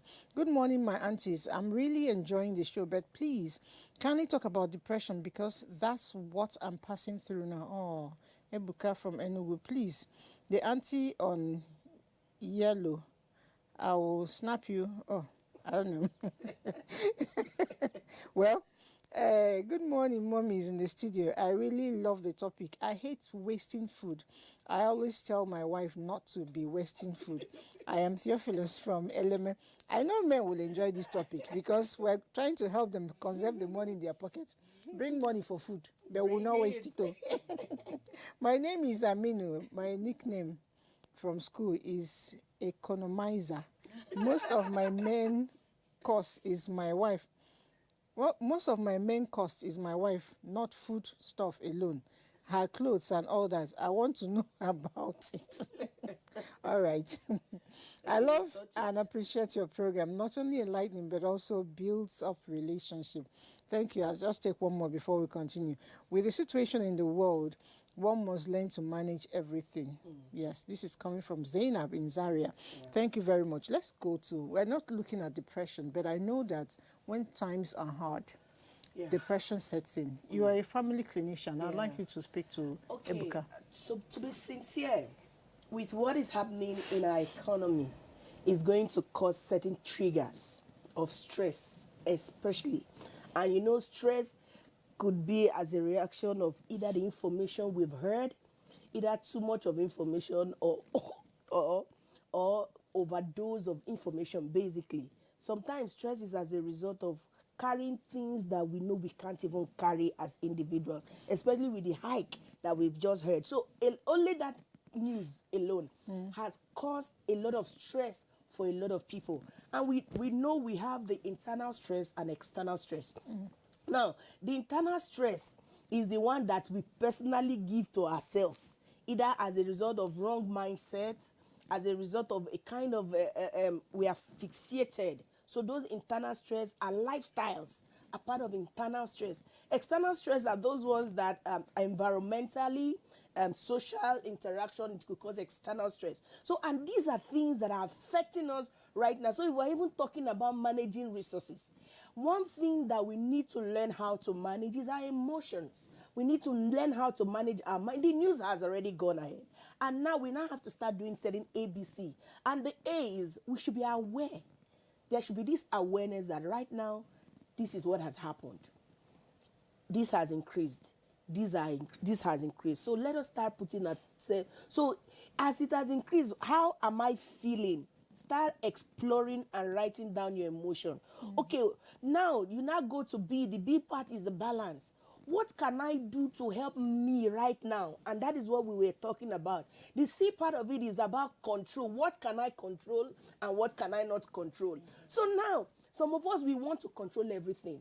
And it's in the bit of controlling everything, we get depressed. In the bit of controlling everything, we get anxious. In the bit of controlling everything, we get angered. In the bit of controlling everything, we get ourselves worn out. The tear and wear of the mind happens because we want to control everything. There are certain things of necessity that we cannot control. But the ones we can, we shall deliberately. Now, that man that was talking about the wife, one thing, there are some men, they are spendthrift too. So this is not about the woman. But there are some men, they will wear their gold, their everything. You see them. And when they want to go for manicure and pedicure, you'll be surprised. They go to the best place. Do you understand? So the wife will go to the roadside salon. Do you understand? The husband will go to transport. So some people go to big salons to do this. Now, sometimes you don't have that resources. I'm not saying don't do your pedicure or manicure, but you could do it in a lower place that you can still get what you want. If before you're doing it for 10,000, there is somewhere you can do it for 5,000. There is somewhere you can do it for 3,000. The only thing is that let the place be hygienic enough for you to be able to cope. So some of us, we love changing. We cannot wear a cloth in 1 year. Maybe we have one, that year you will not sit on our body. Some of us will live the celebrity kind of life, and that is why you see some of them get so anxious and depressed in the process, because there is something you want to show off, and that is as a result of an internal issue, which is insecurity. You are so insecure in yourself that you need to show to be somebody. You don't have it. Your monthly salary is probably 70,000, and you're living a 300,000 lifestyle. So at the end of the day, you're already depressed. So at the end of the day, we are there pushing. Now, if you don't leave yourself within your level, when depression sets in, let me tell you, it is not cheap. It's not cheap. It is not cheap to manage it, because you have to be seeing a counselor, you have to be seeing a therapist. If it goes more, you go to see a psychiatrist. That's why I said health is wealth. Yeah, very important. It's very important. Very important. We must get our health right. Right. Because the health is the wellness of the body, wellness of the mind. Yeah. Now, the things that you cannot control, how do you control it? Look for an alternative source of income. Yeah, that's very important. Look for an alternative source of income. Right now, I don't see how a one salary someone who just earns one stream of income can work in today's Nigeria, especially if you have children. Maybe if you didn't have children, fine. Even though you don't have children. Well, at least you could manage. But if you have children, you are thinking about school fees, you are thinking about so many other things, satisfying I sincerely think if you don't have children and you don't have anybody you're taking care of, other responsibilities, it could be extended family. If you tell me you don't have, then I'll show you the face of a very selfish person. Exactly. Every human being has somebody. You have somebody. Yeah. But if you don't have a direct dependent, if you don't have... Get one. Get one, yes. But you are able to manage yourself even better. If you have people who depend on you, you have parents, and we all have parents. We all have siblings. We all have, those that we want to reach out to. Even the orphanages. You want to reach out to as many people as you can. We cannot afford to have just one stream of income in these times. To be sincere, you must find something else to do. That point is very important and very striking. It helps a lot. You must. It could be a passive income. Yeah. What is a passive income? I'm in the office right now. Yeah. My car is outside. Yeah. Somebody else has taken my car out to go for Uber. He gets his own money. I'm able to impact his family. I'm able to impact his life, and I also get my own. The other ways you can, for me, it's not earning money. No, that's just one. No, I know. The other ways, you may not earn money, but you save money. What do I mean? Aminu, I think his name is Aminu, yes. Aminu says his wife spends money on clothes, and it's an issue for him. It's not just food. Now, if I love clothes, but I don't need to, make it every day. What do I mean? I can make a gown, maybe monocolor, like blue, like black, like yellow, like anything. And I wear it at different times with different accessories. Yeah. Today I'm using a yellow shawl. Tomorrow I could wear this same thing, but I'll use a red accessory. At the end of the day, it gives me another look, and I feel like I'm fresh. Women should learn to spice up all that. Then you can also learn a trade. If you like jewelries, you can begin to learn to make jewelries yourself.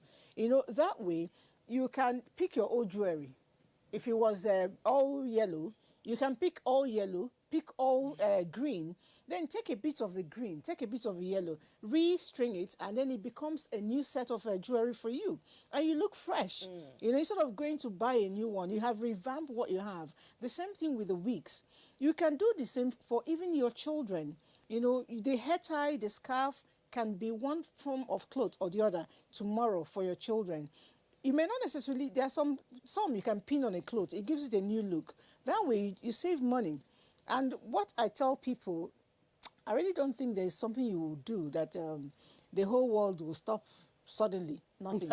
So don't go kill yourself. I'm telling you, Don't go kill yourself. Don't live above your means. Yeah, I think before they say sew your clothes according to your size.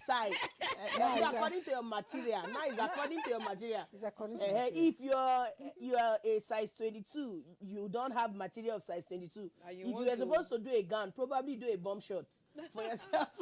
You understand? And wear it where? And anyhow you want to wear it, there's always a way to wear it. Anyway, some people are still writing. Said, "Good morning, Maz.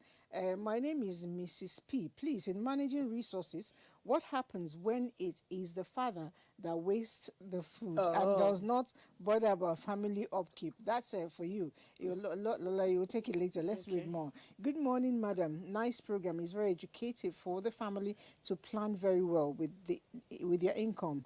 Alex Condi from Warri. You may want to speak on the fathers that waste food. You just have to be the one to serve him. Try and be there, and if you're not there, put it in a flask for him. You know, put it in a flask for him. You know what? You don't want to shortchange him because it could be that he eats a lot.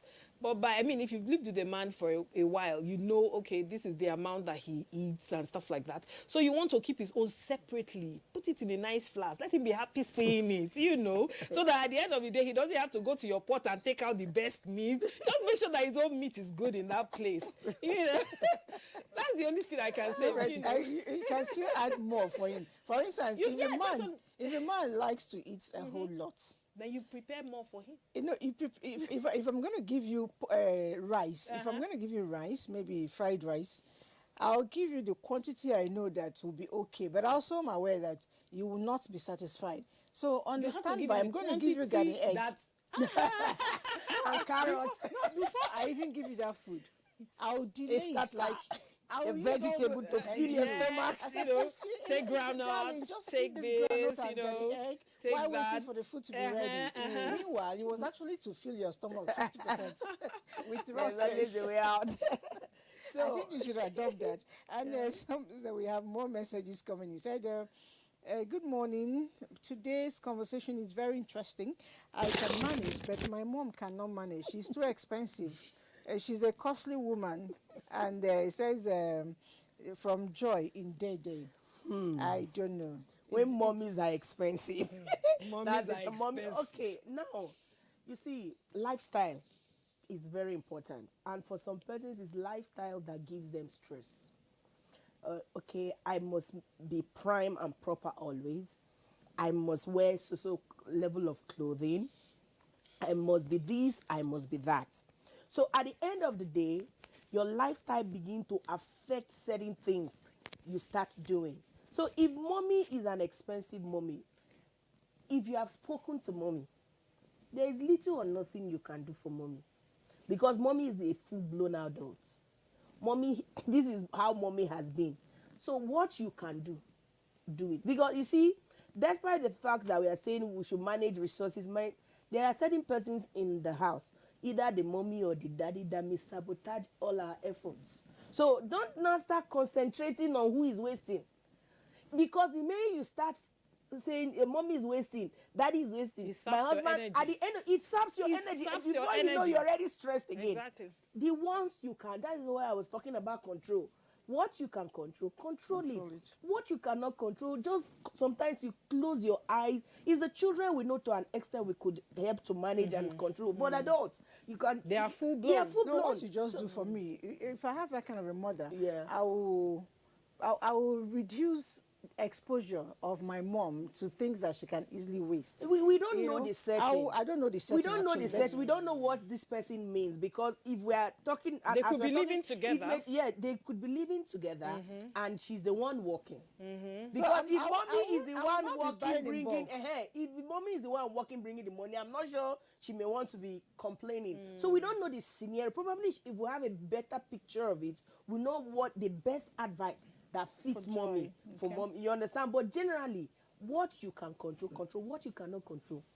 Or else, you now start stressing yourself, you're now unhealthy, you now start taking medication. You're removing money. And if you don't stop in medication, you will still see an session for a therapist. Very important. The money's there. All right, so still talking about wastage. I often see in the homes, maybe in the morning, some people throw away food because it's overnight or it's gone bad. Yeah. I think that's absolutely wrong. It's absolutely wrong. Overnight food, even if you don't like, I said I don't like overnight food, but I could revamp that food. Let me still give example. I like okra a lot. I can see so. Second time mentioned. Yes, I like okra a lot. So I get my okra and Again. then it's overnight. A little is left. Instead of me to throw it away because I can't eat it, what I'll do is to get a little fresh okra, chop it again and top it. Then add a little bit more of spices. At the end of the day, it's the fresh one will always dominate the old one once it's not stale. So that way I get to still eat what I want and still eat safe. I think we should learn. It goes not just for okra, it goes for rice, it goes for everything. If your rice is overnight and you don't like it, turn it to fried rice. If it's turn it to jollof rice. So if it's white rice, you can always make it. way. But the basic thing is we should remember that we must not waste. Going back to power, we buy fuel for not just the car, we buy fuel for the generator. The question I ask is, when there is no light from public power supply, some people turn on their generator just to watch TV. And these are children, school children. What's wrong with going to read book at that point? Exactly. It's a good opportunity. What's that?